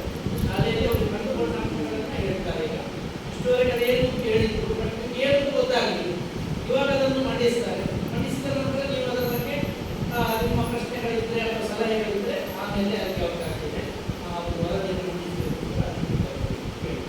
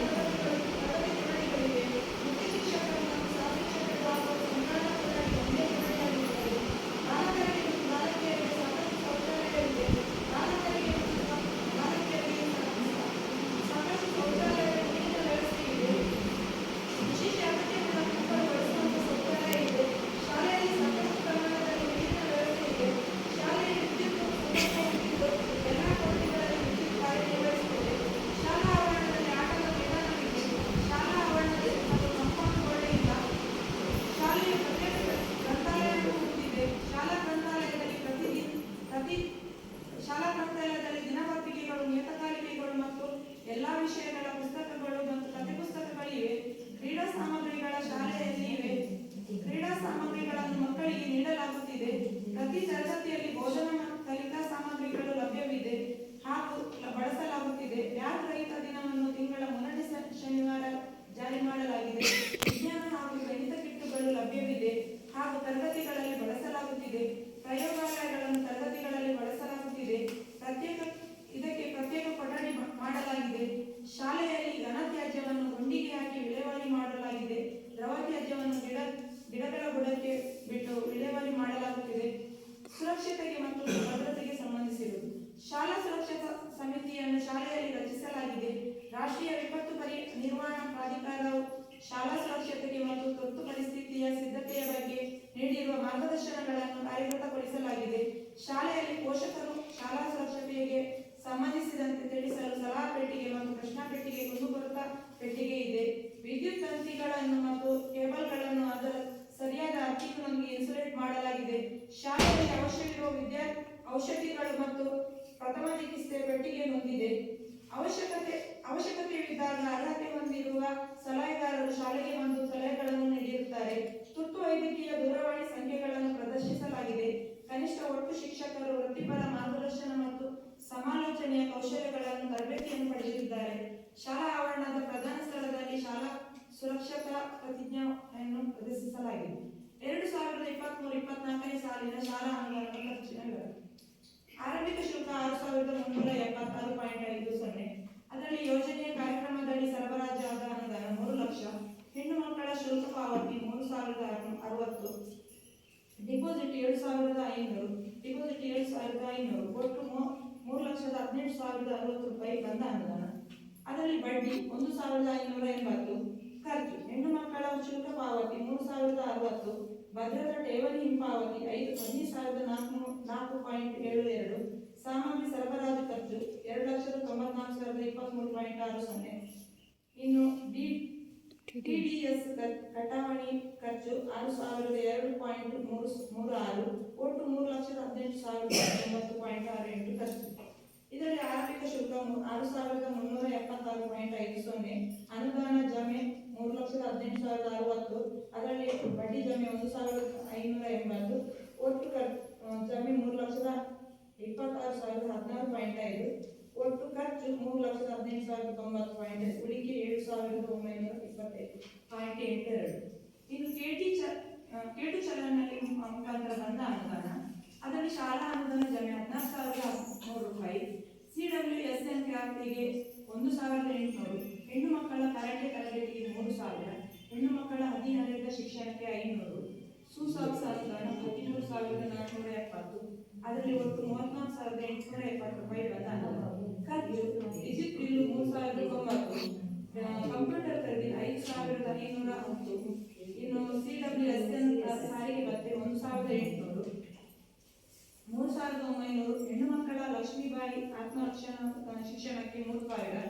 CWSN ಸಾರಿಗೆ ಭತ್ಯೆ 1,800. ಹೆಣ್ಣು ಮಕ್ಕಳ ಹದಿಹರೆಯದ ಮಾಹಿತಿ ಕಾರ್ಯಕ್ರಮಕ್ಕೆ 500. ಸುಸಾಕ್ಸ್ ಖರೀದಿಗೆ 13,470. ಒಟ್ಟು 33,070 ಖರ್ಚು. ಅದರಲ್ಲಿ ಬಂದ ಅನುದಾನ 34,870. 33,070 ಖರ್ಚು, 1,800 ಉಳಿಕೆ. ಸಾಮಾಜಿಕ ಪರಿಶೋಧನೆಯಲ್ಲಿ ಕಂಡುಬಂದ ಧನಾತ್ಮಕ ಅಂಶ. ಶಾಲೆಯಲ್ಲಿ ಶಿಕ್ಷಕರು ವಿದ್ಯಾರ್ಥಿಗಳಿಗೆ ಉತ್ತಮವಾಗಿ ಬೋಧನೆಯಲ್ಲಿ ತೊಡಗಿಸಿಕೊಳ್ಳುವುದು.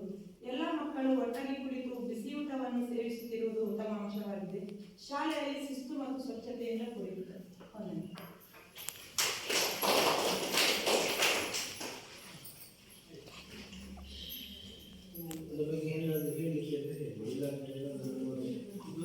ವರದಿಯನ್ನು ಮಂಡಿಸಿದ್ದಾರೆ. ಶಾಲೆಯ ಇದು 2000 ಈ ವರ್ಷದಲ್ಲ, 23-24 ಸಾಲಿಗೆ ಮಾಡಿದ್ದು. ಅದು ಗೊತ್ತಿರಬೇಕು. ಯಾಕಂದ್ರೆ ಈಗ ನಾವು ಹೆಸರು ಹೇಳಿದ್ರು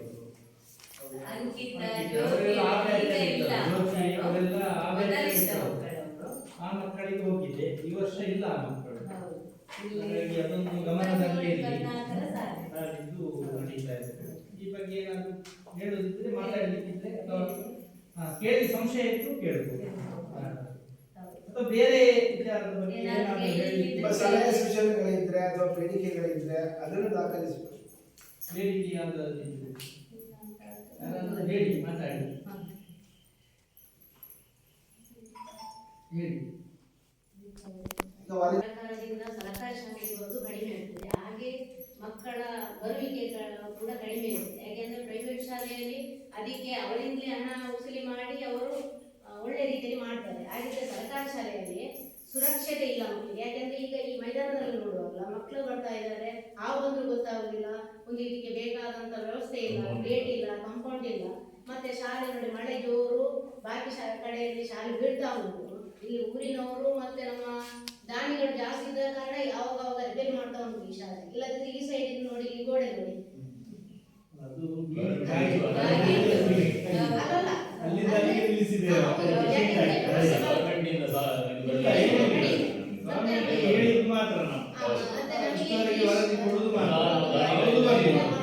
ಅಂದ್ರೆ ಸರ್ಕಾರಿ ಶಾಲೆಯಲ್ಲಿ ಇಷ್ಟು ಮಕ್ಕಳು ಇದ್ದಾರೆ ಅಂದ್ರೆ ನಿಮಗೆ ತಿಳುವಳಿಕೆಯಲ್ಲಿ ಇದ್ರಲ್ಲಿ ಜಾಸ್ತಿ ಮಕ್ಕಳು ಇದ್ದಾರೆ. ಆದ್ರೆ ಇದರ ಶ್ರಮ ಟೀಚರ್ಸ್ನವ್ರದ್ದು ಮಾತ್ರ. ಯಾಕಂದ್ರೆ ನಿಜವಾಗಿ ಸರ್ಕಾರಿ ಶಾಲೆಗೆ ಈ ಟೈಮಲ್ಲಿ ಯಾರು ದಾಖಲಾತಿ ಮಾಡೋದಿಲ್ಲ. ಯಾಕೆಗೋಸ್ಕರ ಅಂದ್ರೆ ಎಷ್ಟೇ ಬಡವರಿದ್ರು, ಅವರಲ್ಲಿ ದುಡ್ಡಿಲ್ಲದಿದ್ರು, ಸಾಲ ಮಾಡಿದ್ರು ವಿದ್ಯಾಭ್ಯಾಸ ಜಾಸ್ತಿ ಒಳ್ಳೆ ರೀತಿಯಲ್ಲಿ ಬೇಕು ಅಂತ. ಯಾಕೆಂದ್ರೆ ಇಲ್ಲಿ ನೋಡಿ ಬರುವಾಗ ಒಂದು ಶಾಲೆಗೆ ಮಕ್ಕಳು ಬಂದ್ರು, ಇನ್ನಿತರ ಯಾರೇ ಬಂದ್ರು ಇಲ್ಲಿ ಒಳಗಡೆ ಬರಲಿಕ್ಕೆ ಪ್ರವೇಶ ಇರಬಾರ್ದು, ಇದು ಇದೆ. ಯಾಕಂದ್ರೆ ಇಲ್ಲಿ ಕೂಡ ಕಾಡ ಪ್ರಾಣಿಯ ಅಭಾವ ಜಾಸ್ತಿ ಇದೆ. ಇದಕ್ಕೆ ಬೇಕಾದಂತ ವ್ಯವಸ್ಥೆ ಏನಿಲ್ಲ, ಸುರಕ್ಷತೆ ಇಲ್ಲ ಮಕ್ಕಳಿಗೆ. ಇಲ್ಲಿ ಆಟ ಆಡುವಾಗ ಏನಾದ್ರೂ ಆಚೆ ಈಚೆ ಹೋದ್ರೆ ಮಕ್ಕಳಿಗೆ ಏನಾದ್ರೂ ನೋಡಿ ದಾರಿಗಳು ಕೊಟ್ಟು ಶಾಲೆಗೆ ಟೀಚರ್ಸ್ನವರಿಗೆ ಒಂದು ಕಡೆಯಿಂದ ಅವರಿಗೆ ಸಬ್ಮಿಟ್ ಮಾಡುವಂತ ವ್ಯವಸ್ಥೆನೇ ಜಾಸ್ತಿ ಇರ್ತದೆ. ಮಕ್ಕಳ ಹಿಂದ್ಗಡೆ ಮಾಸ್ಟರ್ಗಳಿಗೆ ಇರ್ಲಿಕ್ಕೆ ಅವಕಾಶ ಕಡಿಮೆ. ಯಾಕಂದ್ರೆ ಅವರಿಗೆ ದಾಖಲಾತಿ ಕೊಡುವುದು, ಈಗ ಬಿಸಿ ಊಟದ್ದು, ಬಾಳೆಹಣ್ಣಿದ್ದು, ಮತ್ತೆ ಇಂಥದ್ದೇ ದಾಖಲಾತಿ ಶಾಲೆಗೆ ಇಂದ ಕೊಡುವ ಕಾರಣ ಮಕ್ಕಳ ಹಿಂದೆ, ಮಕ್ಕಳ ವಿದ್ಯಾಭ್ಯಾಸದ ಹಿಂದೆ ಟೀಚರ್ಸ್ನವರಿಗೆ ಹೋಗ್ಲಿಕ್ಕೆ ಅವಧಿ ಕಡಿಮೆ ಆದ ಕಾರಣ ಸರ್ಕಾರಿ ಶಾಲೆಯವರಿಗೆ ಮಕ್ಕಳಿಗೆ ಅವರ ಇಂಗ್ಲಿಷ್ ಮೀಡಿಯಂ ಮತ್ತು ಕನ್ನಡ ಮೀಡಿಯಂ, ನಿಜವಾಗಿ ಇಂಗ್ಲಿಷ್ ಮೀಡಿಯಂಗೆ ಯಾರು ದಾಖಲೆ ಮಾಡೋದು ಸರ್ಕಾರಿ ಶಾಲೆಯಲ್ಲಿ ಮಾಡ್ತಾರೆ. ಯಾಕೋಸ್ಕರ ಮಾಡುದಿಲ್ಲ? ಯಾಕೆಂದ್ರೆ ಅವರಿಗೆ ಇಂಗ್ಲಿಷ್ ಮೀಡಿಯಂ ಅಲ್ಲಿ ಅವರ ಹಿಂದ್ಗಡೆನೆ ಅವರ ಕೈಯಿಂದಲೇ ದುಡ್ಡು ತೆಗೆದುಕೊಂಡು ಅವರಿಗೆ ವಿದ್ಯಾಭ್ಯಾಸ ಕೊಡ್ತಾರೆ ಒಳ್ಳೆ ರೀತಿಯಲ್ಲಿ. ಆದ್ರೆ ಇಲ್ಲಿ ಸರ್ಕಾರ ಶಾಲೆಯಲ್ಲಿ ಆದ್ರೂ ಸರ್ಕಾರದಲ್ಲಿ ಬಂಡವಾಳ ಇದ್ರು ಮಕ್ಕಳಿಗೆ ಅವರೇನ್ ಹಾಕ್ತಾರೆ. ಯಾಕೆಂದ್ರೆ ಅದರ ವ್ಯವಸ್ಥೆ ಸರಿಯಾಗಿ ಇರುವುದಿಲ್ಲ. ಮಕ್ಕಳಿಗೆ ಒಂದು ಕಡೆಯಿಂದ ಈ ವ್ಯವಸ್ಥೆಯನ್ನು ಸರ್ಕಾರಿಗೆ ಅದನ್ನು ದಾಖಲಾತಿ ಮಾಡಬೇಕಿದ್ರೆ ಆ ಶಾಲೆಗೆ ಅಂಥದ್ದೇ ಒಂದು ವರ್ಕರ್ ಅನ್ನು ನೇಮಕ ಮಾಡಬೇಕು. ಅದರ ದಾಖಲಾತಿಯನ್ನು ಸರ್ಕಾರಕ್ಕೆ ಮಂಡನೆ ಮಾಡಬೇಕು. ಟೀಚರ್ಸ್ನವರನ್ನು ಅವರ ಮಕ್ಕಳ ಹಿಂದೆ ಅವರಿಗೆ ಬೋಧನೆಗೆ ಬಿಡಬೇಕು. ಹಾಗಿದ್ರೆ ಮಾತ್ರ ಇಂದಿನ ದಿನದಲ್ಲಿ ಸರ್ಕಾರಿ ಶಾಲೆ ಉಳಿಬಹುದು. ಮಕ್ಕಳು ಇದ್ದಾರೆ ಅಂದ್ರೆ ನಿಜವಾಗಿ ಸರ್ಕಾರಿ ಶಾಲೆಯವರು ನಮಗೆ ಸಂಬಳ ಸಿಗ್ತದೆ, ನಮ್ಮ ತಿಂಗಳಿಗೆ ಸಂಬಳ ನಮ್ಮ ಅಕೌಂಟಿಗೆ ಬರ್ತದೆ, ನಾವು ನಮ್ಮಷ್ಟಕ್ಕೆ ಇರ್ತೇವೆ ಅಂದ್ರೆ ಈ ಶಾಲೆಯಲ್ಲಿ ಯಾರು ಮಕ್ಕಳು ಇರ್ತಿರ್ಲಿಲ್ಲ. ಅಂದ್ರೆ ಅಷ್ಟು ಶ್ರಮ ಇದೆ ಈ ಶಾಲೆಯ ಟೀಚರ್ಸ್ ಶ್ರಮ ತುಂಬಾ ಇದೆ. ಯಾಕೆಂದ್ರೆ ಒಂದು ದಿನ ಕೂಡ ಅವರು ಅರ್ಧ ವರ್ಷದ ಆದ ನಂತರ ಇನ್ನು 7th ಅವರು ಯಾರಿದ್ದಾರೆ, 8th ಅವರು ಯಾರಿದ್ದಾರೆ ವರ್ಕ್ ಮಾಡ್ತಾ ಇರ್ತಾರೆ ಮತ್ತೊಂದು ಶಾಲೆಯಿಂದ.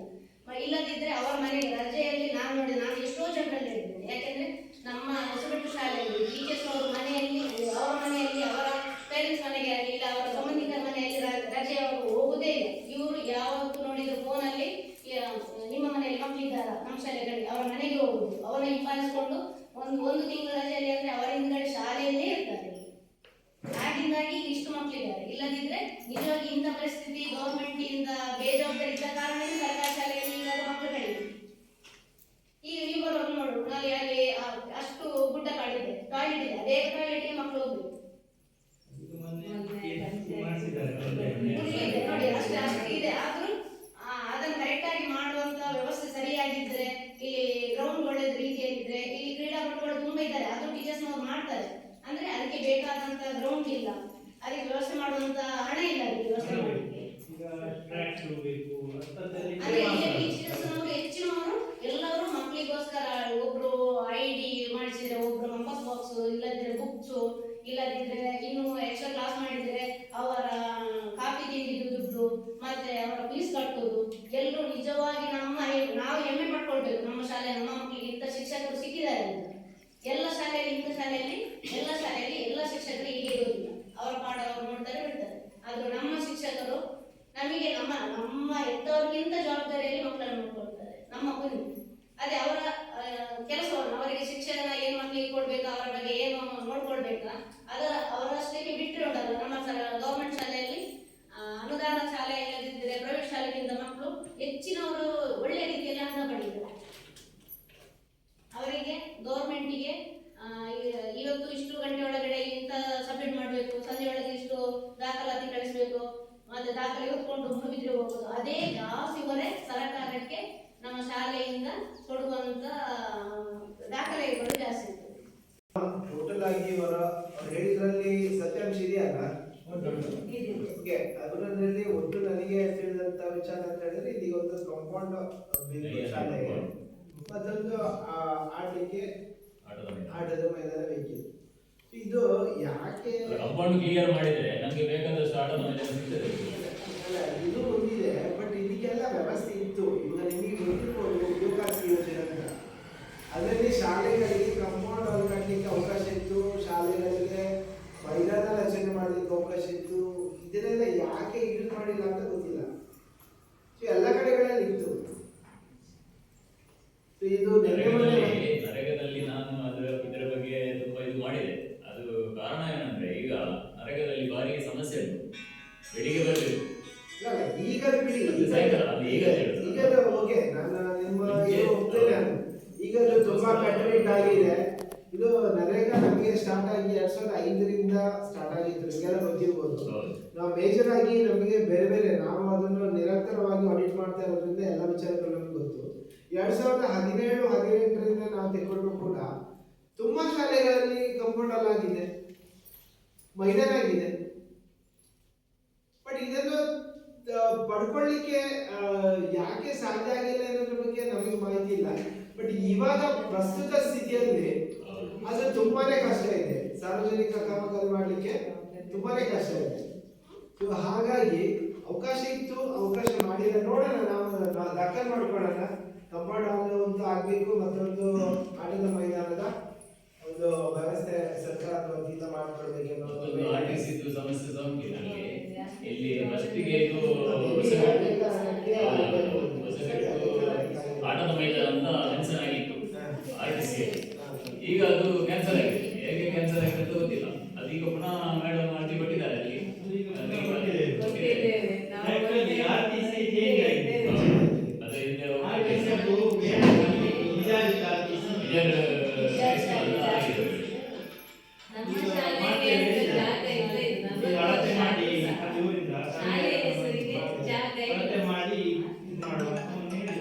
ಅದೇ ಕಾರಣ ಇರ್ಬೋದು, ಇಲ್ಲ ಅಂತ ಹೇಳಿದ್ರೆ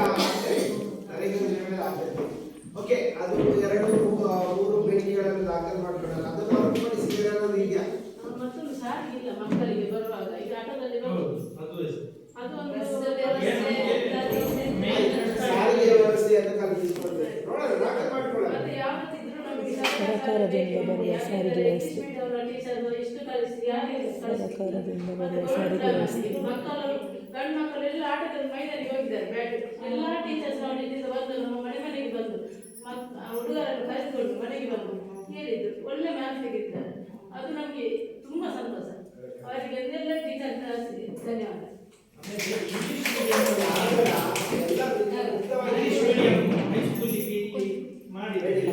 ಮಾತ್ರ ಇದೆ ವಿದ್ಯಾಭ್ಯಾಸ ಮಕ್ಕಳ ಸಂಖ್ಯೆ ಜಾಸ್ತಿ ಆಗುತ್ತೆ.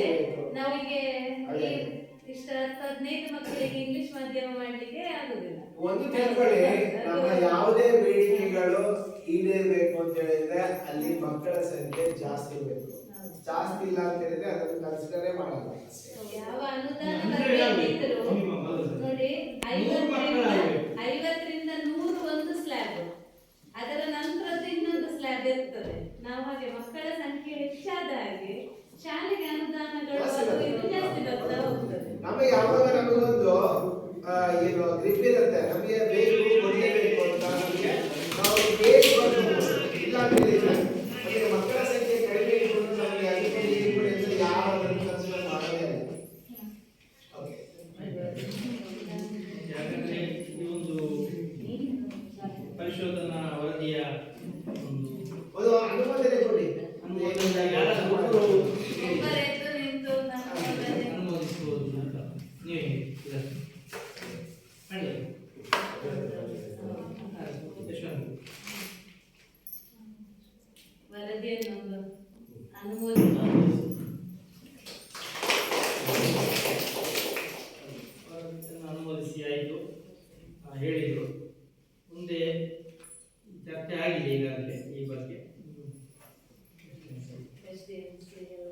ಸರ್ ಬೇಡ. ಅಧ್ಯಕ್ಷರು ಅಧ್ಯಕ್ಷರು ಹೇಳಿದ್ರು ಏನು opinion ಇದೆ ಹೇಳಿ. ಆಯ್ತು. ಅಲ್ಲಿಗೆ ಕಾರ್ಯಕ್ರಮ ಓಕೆ, ಏನು ನೀವು ಹೇಳಿದ್ದೀರಾ ಅದೆಲ್ಲವನ್ನು ನಾವು ದಾಖಲೆ ಮಾಡಿಕೊಂಡು ಸರ್ಕಾರಕ್ಕೆ ತಲುಪಿ ವರದಿ ಕೊಡುವಂತ ಪ್ರಯತ್ನ ಮಾಡ್ತೇವೆ.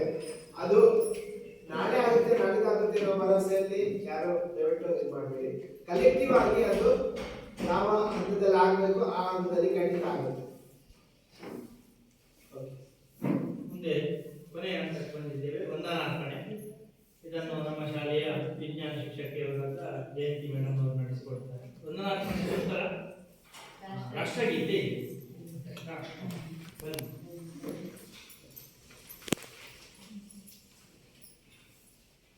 ಎಲ್ಲರಿಗೂ ನಮಸ್ಕಾರ. ಸಾರ್ವಜನಿಕ ಶಿಕ್ಷಣ ಇಲಾಖೆ ಬೆಂಗಳೂರು, ಸಾಮಾಜಿಕ ಪರಿಶೋಧನಾ ನಿರ್ದೇಶನಾಲಯ, ಗ್ರಾಮಾಭಿವೃದ್ಧಿ ಮತ್ತು ಪಂಚಾಯತ್ ರಾಜ್ ಇಲಾಖೆ ಬೆಂಗಳೂರು, ದಕ್ಷಿಣ ಕನ್ನಡ ಜಿಲ್ಲಾ ಪಂಚಾಯತ್ ಮಂಗಳೂರು ಸಮಗ್ರ ಶಿಕ್ಷಣ ಅಭಿಯಾನ ಯೋಜನೆ ನಿರಂತರ 3 ದಿನಗಳಿಂದ ನಡೆಯುತ್ತಿರುವ ಸಾಮಾಜಿಕ ಪರಿಶೋಧನಾ ಪಾಲಕರ ಸಭೆ ಇಂದು. ಈ ಸಭೆಯೊಂದಿಗೆ ಇವರ ಲೆಕ್ಕ ಪರಿಶೋಧನಾ ಕಾರ್ಯಕ್ರಮ ಕೊನೆಗೊಳ್ಳುತ್ತಾ ಇದೆ. ಇದರಲ್ಲಿ ಉಪಸ್ಥಿತರಿರುವ ಎಲ್ಲ ಗಣ್ಯಾತಿ ಗಣ್ಯರಿಗೂ ನನ್ನ ಮೊದಲ ನಮಸ್ಕಾರ. ಮೊದಲಾಗಿ ಈ ಸಾಮಾಜಿಕ ಲೆಕ್ಕ ಪರಿಶೋಧನಾ ಪಾಲಕರ ಸಭೆಯಲ್ಲಿ ಉಪಸ್ಥಿತರಿದ್ದು ಅಧ್ಯಕ್ಷೀಯ ಸ್ಥಾನವನ್ನು ವಹಿಸಿ ನಮ್ಮ ಶಾಲೆಯ ಸರ್ಕಾರಿ ಶಾಲೆಗಳ ಬಗ್ಗೆ ಕಳವಳ ವ್ಯಕ್ತಪಡಿಸಿದ ಶ್ರೀಮತಿ ದೀಪಾ ಮೇಡಮ್ ಇವರಿಗೆ ಎಲ್ಲರ ಪರವಾಗಿ ಹಾಗೆಯೇ ಸರ್ಕಾರಿ ಶಾಲೆಗಳ ಅಭಿವೃದ್ಧಿ ಸುಧಾರಣೆಯಲ್ಲಿ ಅಳಿವು ಉಳಿವಿನಲ್ಲಿ ಸರ್ಕಾರ, ಶಿಕ್ಷಣ ಇಲಾಖೆ, ಶಿಕ್ಷಕರು, ಪೋಷಕರ ಪಾತ್ರ, ವಿದ್ಯಾರ್ಥಿಗಳಲ್ಲಿ ನೈತಿಕ ಮೌಲ್ಯ, ಪಠ್ಯೇತರ ಚಟುವಟಿಕೆಗಳಲ್ಲಿ ಭಾಗವಹಿಸುವಿಕೆ ಎಂಬಿತ್ಯಾದಿ 10 ಹಲವಾರು ವಿಚಾರಗಳನ್ನು ಸಮಗ್ರವಾಗಿ ಮಂಡಿಸಿದ ಸಾಮಾಜಿಕ ಲೆಕ್ಕ ಪರಿಶೋಧನಾ ತಾಲೂಕು ನೋಡಲ್ ಅಧಿಕಾರಿಗಳಾದ ಶ್ರೀಯುತ ಹರೀಶ್ ಸರ್ ಇವರಿಗೆ ನಿಮ್ಮೆಲ್ಲರ ಪರವಾಗಿ ಹೃತ್ಪೂರ್ವಕ ಧನ್ಯವಾದಗಳು.